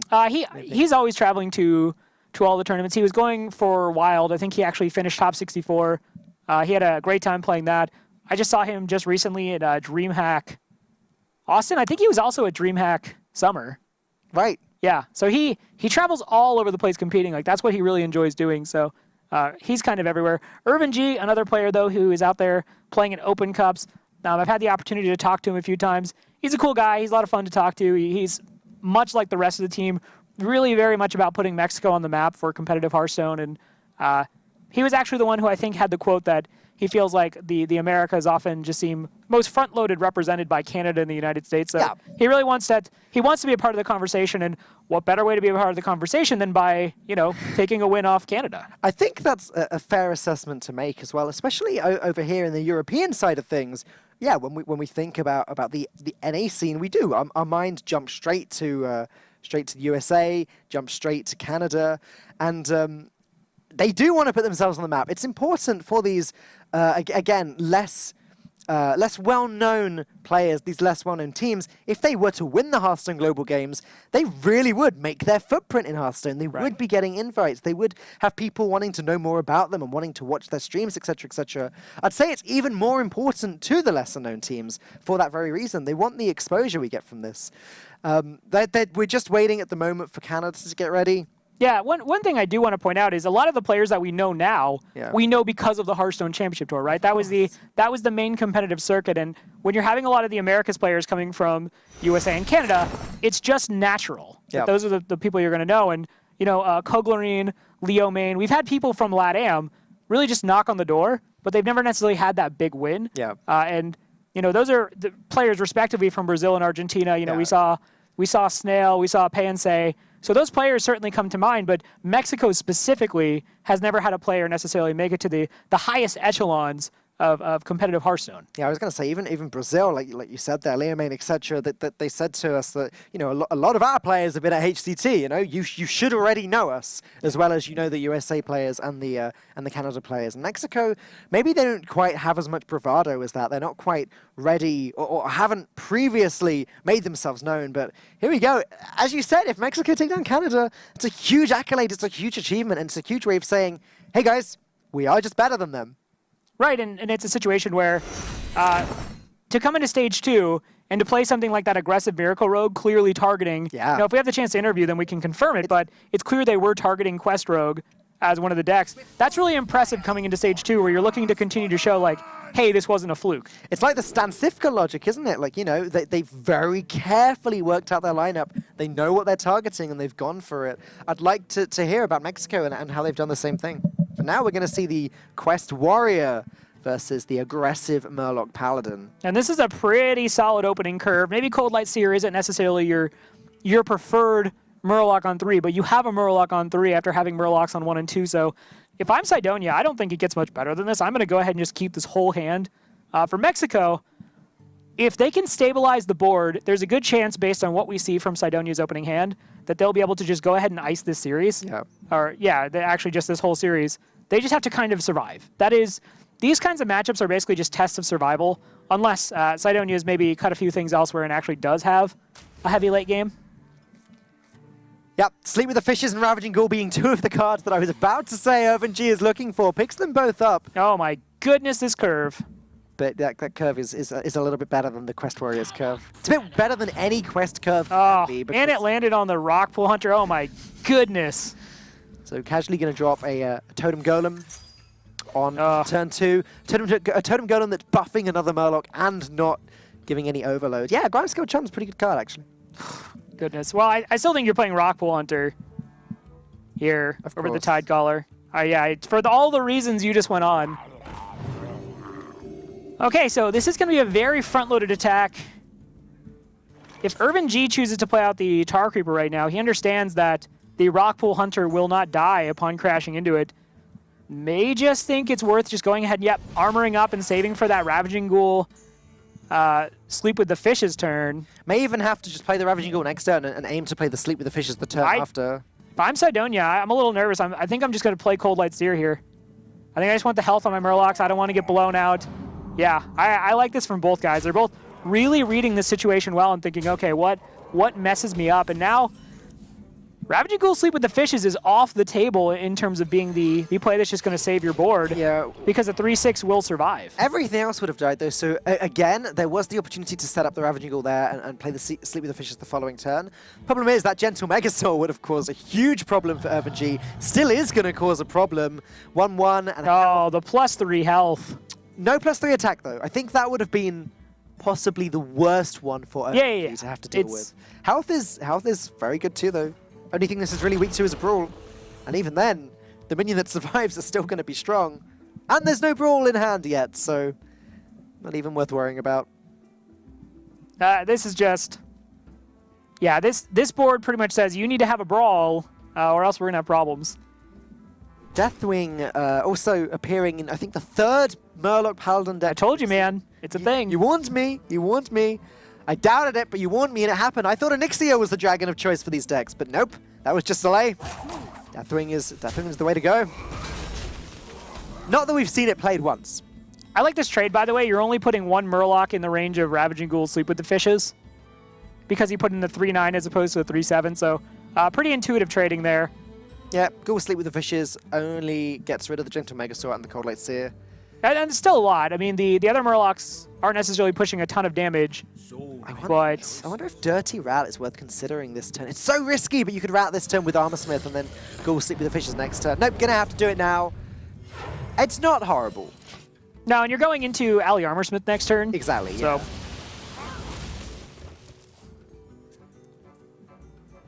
Vinja the Flying Star looks like a pretty good call to me. Murloc Tidecaller plus Valfin Inquisitor might be a consideration too.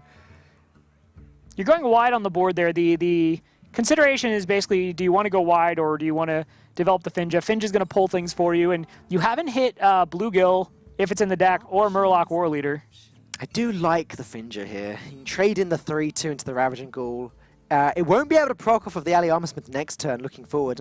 And going into turn 5, the Paladin definitely expects an Ali Armorsmith or a Direhorn Hatchling. It's very rare that a Taunt Warrior doesn't have one of those 2 cards to play on turn 5. Should I? I don't know, Sidonia, should you? I think you should. Yeah, this is a very critical decision-making point. Finja, I like it better. I don't think putting the Tide Caller down just to get run over potentially feels super good. But he's going to need something really crazy off the top. All right. Execute's not so crazy for Mexico, unfortunately. He's going to deal with 1 minion. Well, but what you can do is deal with that 1 minion, put the Armorsmith down, get the armor off of that, get the Execute. I mean, what you can do is pull out the Deathwing with the Dirty Rat and then execute that. There you go. I don't think that's going to happen, and even so, that would leave a lot of Murlocs on the board. Ali Armorsmith does look like a very obvious play this turn.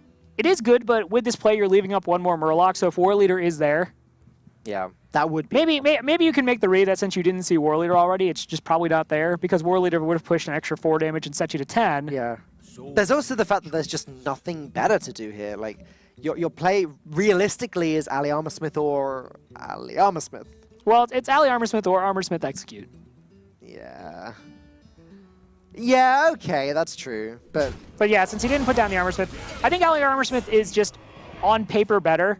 But if you think there might be a War Leader, then the consideration might change. oh, that's a good card. Tarum, my goodness. For Canada to rip off of the top there, can play that. Trade in the Finja, get 2 more Murlocs. Irvin G really needs to pick up that Brawl sooner rather than later. Yeah. Titan's going to go ahead and claim Angora. Let's see what rolls off the Finja. Hopefully no double War Leader this time. Gets 1 War Leader, though.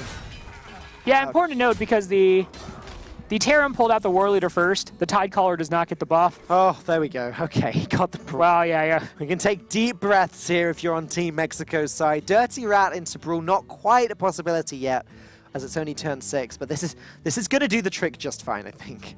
Yeah, we 100% do not need to even debate that play. Okay. The Tide Caller survives, so that's not necessarily the end of the world. Sidonia can spawn a huge board of Murlocs here. You start with the Tide Caller, play the Chum, play the Inquisitor, then Hero Power. I wonder if this is the sort of deck that's actually running Divine Favor. The Deathwing tells me no, Sure. but it might just be that I've never seen it. It's definitely possible. There are so many one-shots here. I can even Hero Power first and still play all of these cards, and then Hero Power again at the end. Given that Mexico just played a Brawl, this is a very wide board that Canada are coming up with now. And it came off the top, so reason to believe that that's exactly what it was. Imagine a Rat Brawl now from Mexico, though. I try not to. I want these little poor Murlocs to live. All right, Mr. Canada. Ali Armorsmith plus Ali Armorsmith plus Armorsmith looks like the only real consideration. I guess you can start with Stonehill Defender, try and pull off an A-bomb or something. Won't even be able to play it this turn, though. Yeah, the only problem I have with Stonehill Defender is what are you actually looking for in that 4 or below? And if you don't get it, your plays are basically Dirty Rat Armorsmith, which is fine. Oh, not fine. Not well, it's fine from what you can see. You're probably expecting that there is something a little more circumstantial in the hand. Yeah. But if he does pull the Deathwing, oh, not good fine. God. Not fine at all. This is, I can feel it, man. Chat's just spamming Dirty Rat, and plus RNG. I really do fear for Mexico here. We haven't seen a Deathwing played yet from any of these Paladins so far. This would be the first. It would be played in the most unfortunate way. All right, Public Defender, Armorsmith. Cornered Sentry's not bad either, given that the opponent's board is full. Yep. That Public Defender just a little hardier if that's your concern. Could he? But you also have to clear the board, so. Play Cornered Sentry and Dirty Rat. Oh my goodness. Out. But no, okay, gonna just go for the Armorsmith. That makes sense. How sick would that have been? The fact that these Murloc Tide Callers are almost single-handedly going to make the trades, though, is... Oh, Curator also super good. Just some reload there. Yeah. I wonder, though, if there's other dragons in here, right? So if no dragon is pulled for Canada... Mexico would maybe expect a Primordial Drake, then, to be the card in hand. Right. Or just no dragon at all. Like, I've seen aggressive... Yeah, but then why do you run the Curator? I've seen aggressive... Just for Megasaur and then a Murloc? Yeah, I've seen aggressive Paladin decks that wear the Just no dragon has been pulled out before. It's not common, but I'm sure I've seen it in the Hearthstone Global games previously. All right, well, fair amount of armor is going to be generated.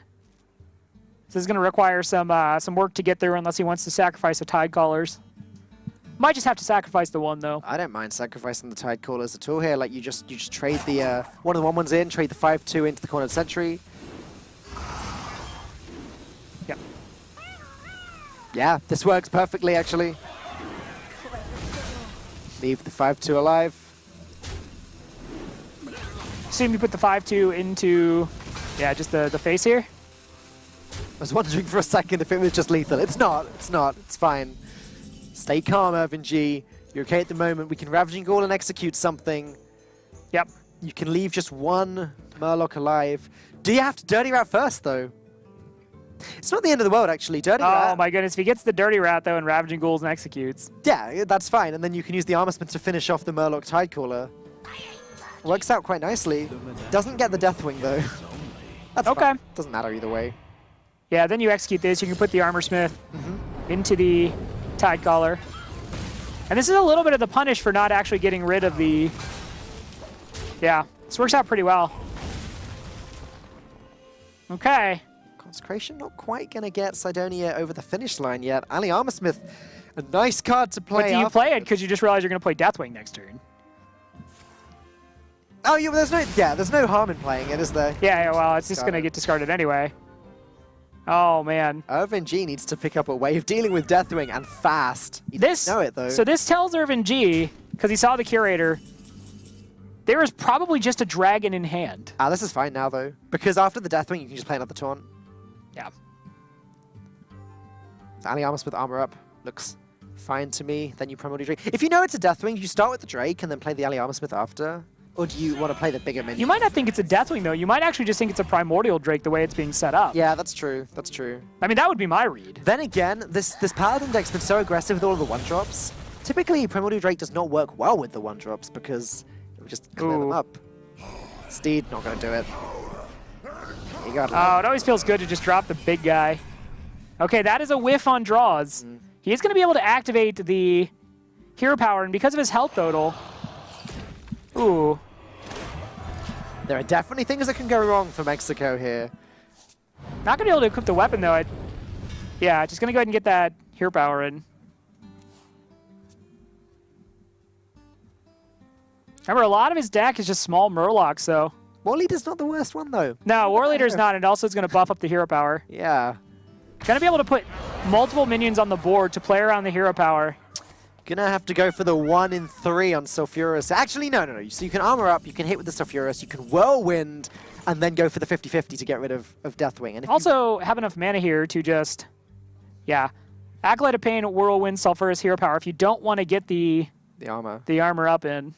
That's a tough call, actually. I guess you probably prefer to draw an extra card than to armor up, thinking about it. You could just draw the execute. I guess...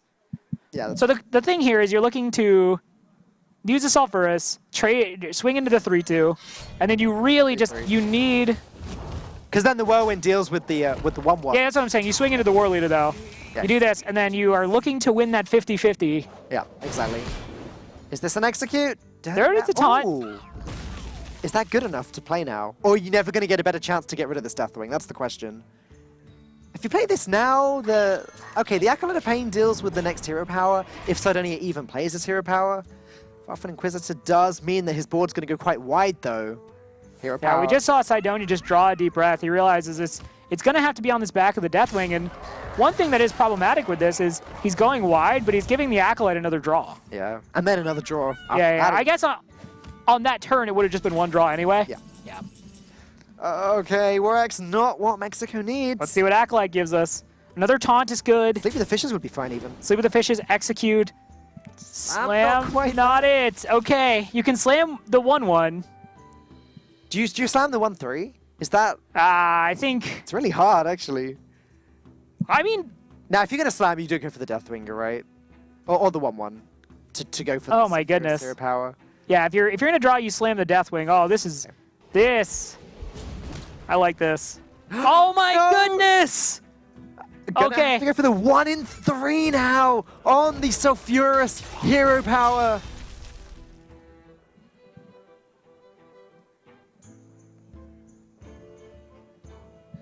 I think we're more anxious than Mexico right now.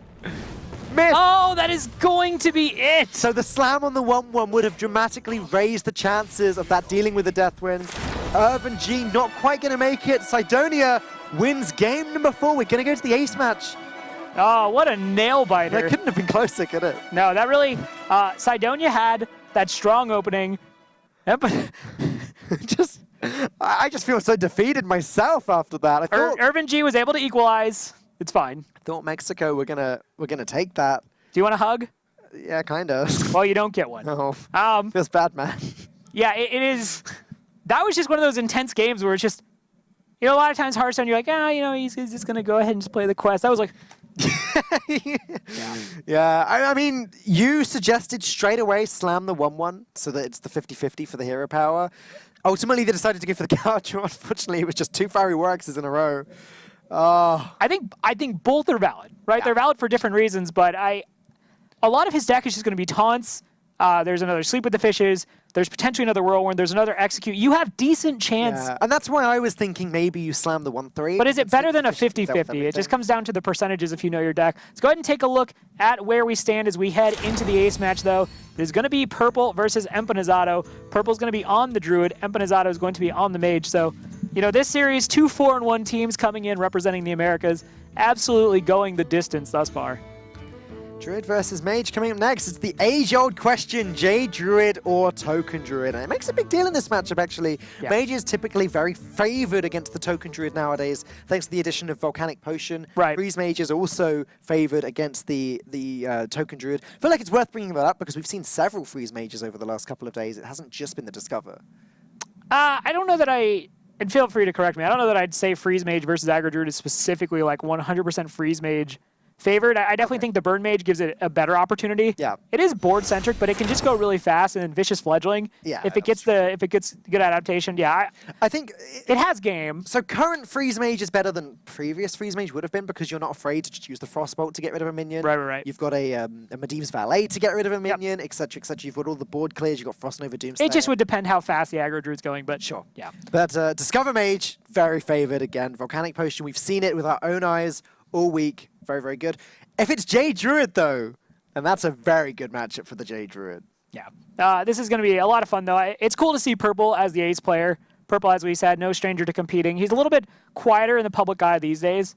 I'm pretty sure, if I remember correctly, he actually didn't even compete in the most recent Hearthstone Championship Tour for trying to get points. So he kind of comes and goes. He streams a lot. He's very well known in the French community, being French-Canadian, I want to say. So, yeah, I'm excited to see Purple kind of down in that clutch moment again. Yeah, I'm still trying to catch my breath from the end of that last game. That was really, you said it was a nail biter. I couldn't really describe it in any way other than that. I was on the edge of my seat the whole time, leaning all the way forward. You had your hands clutched against your head when you were watching that. I felt like we were playing. It was a full not like this pose. Yes. They missed it. The camera cut just at the wrong time. It is going to be the Token Druid, though, and it is going to be probably the Burn Mage.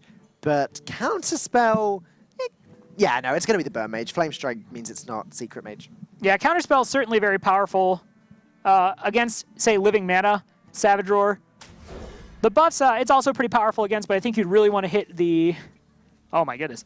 You'd want to hit the really impactful spells. And Mexico's Mulligan turned out pretty well here. Yeah, really strong start for them. You always want the Mana Worm on 1. The Arcanologist on turn 2 seems good as well. No Fledgling for Purple to innovate into. Mexico have got a solid shot to win this game, and as a result, this series. Yeah, they're going to want to see something big off this first draw for Canada. That is not big. Okay, well, if you play out the Direwolf, yeah, I was going to say, I don't think you can, because if you play out the Direwolf and then Frostbolt comes out, it is going to get really nasty. Yeah. A lot of times when this style of mage puts down the Mana Worm out on 1, you're almost afraid to just go ahead and put something down on 2. Right. Because the potential for the Frostbolt is so powerful. But Arcanologist is just going to mean a really solid curve here for Empanizado. Yeah, it seems perfect. There's no reason to play Medivh's Valet over this card. Pick up the Ice Barrier. Okay, so it's a little bit more of a defensive Discover Mage or Burn Mage. It looks like it's got 1 Counterspell, 1 Ice Barrier, and 2 Ice Block. I want to tell a quick story here that is actually relevant, but 2015 America's Championship in San Francisco. I'm hanging out with Hot Form, Purple, We're all out getting dinner, All right. and I was a community manager on the Hearthstone at that time. Yeah, we're walking over there. Purple just grabs my arm and stops me, and he said, "Rob, why does every single mage open up with a mana worm on turn 1?"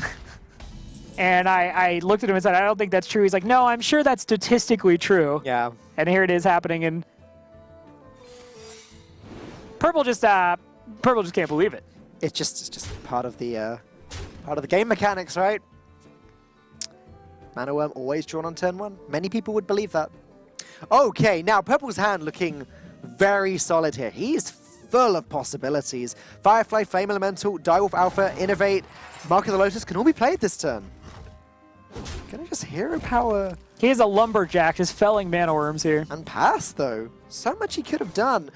Archmage Antonidas. Hang on a second. Okay, Different. This is different. Am I crazy for just slamming both valets here and just getting on the aggressive?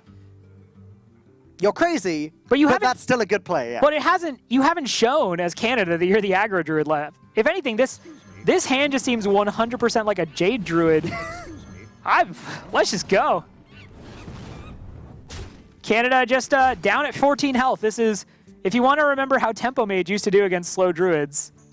Okay, there's the vicious fledgling. The thing is, as the token druid, you don't have a way to get back onto this board. Like, the idea is that Swipe is your way back in. Yeah, okay, the idea is that you get on the board first, though. Swipe, still role-playing a Jade druid here. Still 4 damage. Are you going to play Fledgling? No, he can't play Fledgling. Oh, no, you can. But Firefly and Direwolf Alpha are going to be...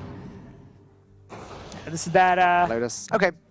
That big turn there, and I want to see that Mark of the Lotus, and okay. Purple just kind of shrugging. He's like, this is what I got. This is all I can do. Purple has the stronger board now, but oh my goodness, that Fireball could just go face here.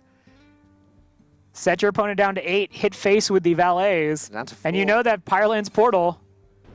Yeah. Oh my goodness, this is... There's no Feral Rage. There is no way to gain health here. We see Purple has the Living Mana, has the Savage Roar. Yeah, he's just... Can't play both of them. I can't play one after the other. He won't have the mana to unless he picks up an Innovate. There's a nice barrier down too. Anyway. So, Mexico now ending this turn. Oh, what is that? 36 health? Yeah. Oh my goodness. Not that it matters, but you just get rid of the Vicious Fledgling. Yep, ping face, so the Firelands Portal. Firelands Portal. We'll do it next turn.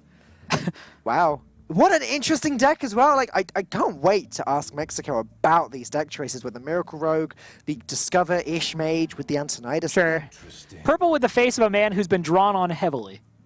I mean, let's just call this one what it is. He's going to go and need to have a shower after this series, I think. Probably just send me a DM on Twitter. Hey, Rob. Why do Mana Worms always stop? Mana Worm always there. If I was Purple, I'd be asking the same question. Do you know what? Not even scared of the Fledgling. Oh, I thought that was going face. It does make more sense to clear it. Yeah, and Purple knows exactly what's going on here. He can hero power until the cows come home. It's not going to matter. I don't know. If he could hero power 20 times, he'd build up enough armor to save himself. That's fair. I suppose that is... it's important to qualify how many times that is. When did the cows actually come home, Rob? I don't know. I live in California, man. We don't have a lot of them. Well, at least I guess we do have agriculture, but... This is going to wrap it up for Mexico, and, you know, really nothing Purple could have done there. There you go. Firelands Portal hits the face. Mexico coming in to this series definitely as the underdog, but takes away the win, proving themselves they can beat Canada. They're going to be able to beat the USA. They can beat everyone. That's what Mexico want to prove. Sure, yeah. Coming out here and getting that win in Stage 2 is incredibly important. And as much as that last game was, frankly, you know, just kind of a stomp, Bird Mage has the ability to also go Tempo Mage now, which is scary. We saw other matches where I think Mexico really proved, you know, their ability to navigate matches very skillfully and get the job done. Let's go ahead and take a look, though, at how it all panned out. Nope. Let's take a look at us again. Debated. Just for a few more seconds. But in just a moment, we are going to take a look at the matchup again. I don't believe that we are going to get to talk to... Hey. That's cute. Yeah. I feel like we're on a date all of a sudden. Nope. You're not good enough. Sorry, Dan. It's very public, Rob. Just save it for later. All right. Well, yeah. The series, though, is going to go in the favor of Mexico. But we are now going to take a look at how this series played out. Yeah, Epsilon getting that first win for Mexico, and taking the first loss. Canada, went down 1-2 there in the beginning, but we saw Sidonia turn it around with an absolute nail-biter with the Deathwing. Yeah.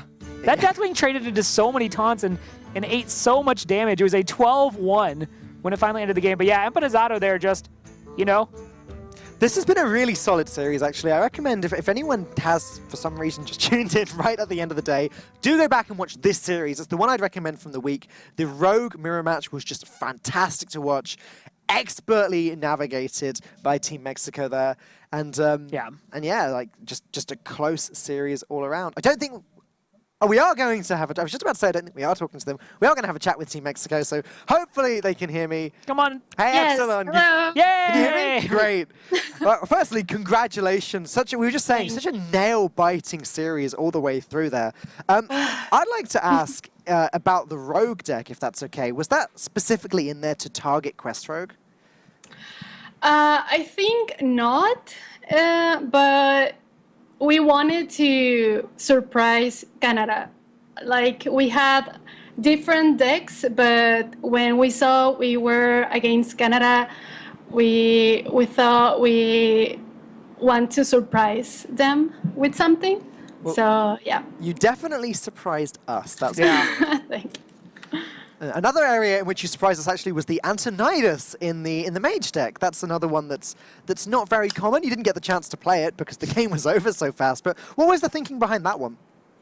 I actually don't know. I'm sorry. That's okay.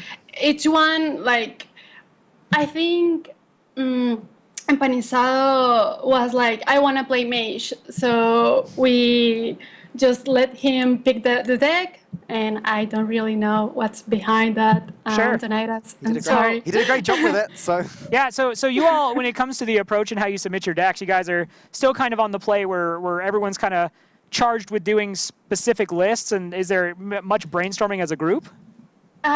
It has been different each time. At the first games, we were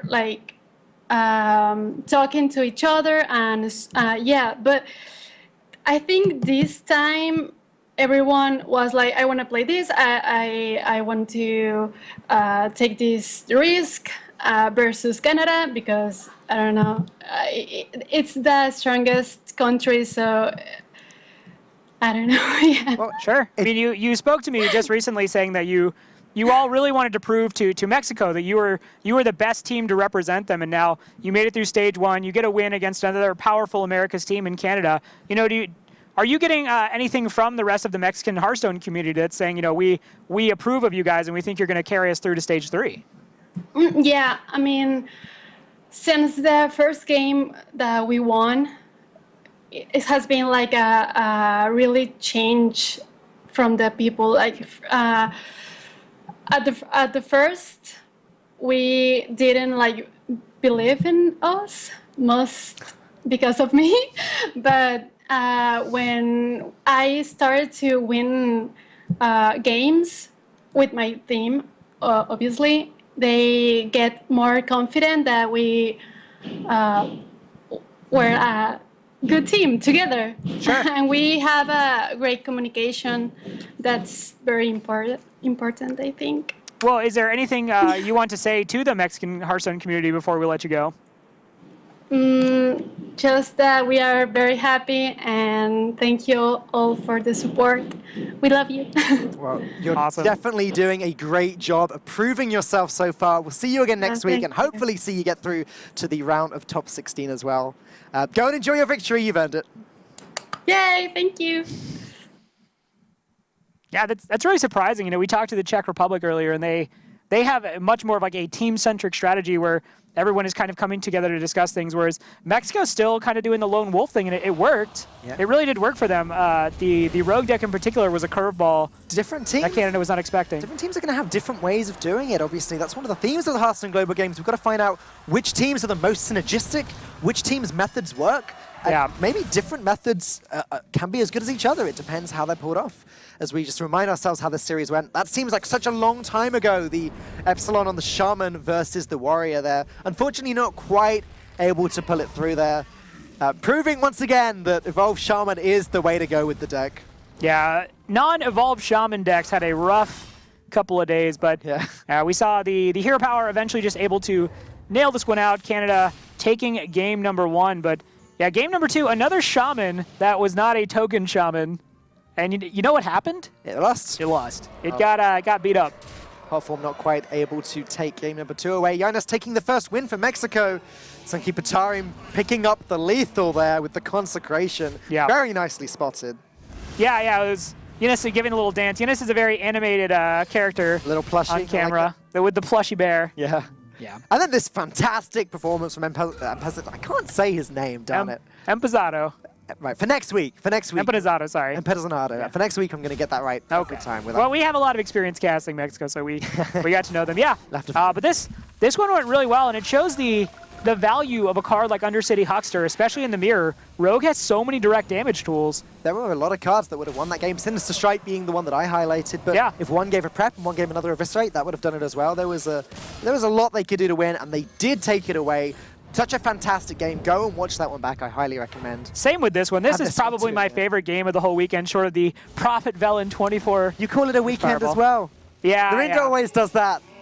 Yeah. Hearthstone is clearly a weekend activity. But yeah, this one really came down to the wire. Cydonia had to give it all he had. That Deathwing just chewed through taunt after taunt, took so much damage, went from being a majestic 12-12 all the way to a 12-1, facing down the Ragnaros Hero Power. After the slam, it was a 12-1, exactly, yeah. Yeah. Not quite able to... Mexico not quite able to pick up a Whirlwind or a Ravaging Ghoul to deal with it. It would have been so much better for Mexico if that pulled out the Deathwing. Well, maybe not, because then the Curator would have picked up more resources for Canada. It's actually hard to say. Yeah, we see here now, it came down to this Hero Power. It was only a 1 in 3 to actually get the right hit, though. So not too surprising Mexico wasn't quite able to get there, but it didn't matter because they took away the final game with quite a decisive win, actually. From the bench. Mexico had some unfortunate draws there at the end of that game, but they more than made up for it with this one. They just got the Mana Worm going, Arcanologist, Play the Secret, double Medivh's Valet, Fireball, Frostbolt Ping, Firelance Portal, and that's all she wrote. It was a short game. Let's take a look at Group F for one last time, see how it's looking now. Italy and Mexico sitting at the top there. Canada and Bulgaria, some of the strongest teams actually coming into Group F. Sitting there on 0 wins. They're going to have to work pretty hard to get themselves back up through this group. Yeah, it's certainly not like stage 1 where you lose the first game and you think, okay, well, we have 4 more series left.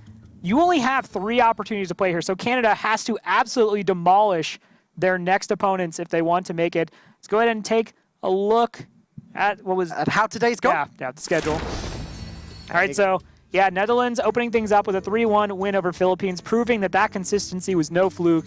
Here to say, Czech Republic, colorful decks there. We saw a handlock that actually was specifically designed to counter Paladin. That's another one that if you didn't get a chance to watch, I highly recommend it. Greece beating out Peru 3-1. Very excited to get that win. Peru, miracle run unfortunately coming to a close. United States taking out Belgium 3-1. Promised they would crush Belgium. Did exactly that. And then Mexico beating out Canada in that ace match with a game that maybe didn't necessarily reflect how close that series was at points. That was probably the surprise of the day. Like when you look at the teams just based off of their own merit, I guess the team that you'd expect to win maybe won all day long, apart from the last one, Mexico taking down Canada. I don't know. Canada was my pick, but I've watched Mexico grow and mature as a team, and that is actually a really scary team because while they're not necessarily making up lists by consensus and by committee, it is clear that there are at least 1 to 2 people on that team who are extremely good deck builders. I just wanted to point out real quick, my team won this week. What happened, Rob? No comment. Let's look at what games are coming up tomorrow. It's going to be Argentina versus South Korea, Brazil versus Taiwan, and then China versus Norway. Special treat, we're getting 3 games from the Californian broadcast. Can you tell us who's casting that one, Rob? Yeah, it'll be TJ Sanders and Kevin Hobdestad. So you've seen both of them casting global games. My plane will not actually be back in Los Angeles tomorrow until 11 p.m. So if you If you ever want to sap Rob, it's as simple as putting him on another continent. It's a long way to come for you, Rob. And we definitely appreciate you being here. Yeah. I've really enjoyed myself today and yesterday, starting off stage 2 of the tournament with a bang. So from us, from production, thank you everyone at home for watching. Come back tomorrow for the NA broadcast. And from the European studio, I'll see you next week.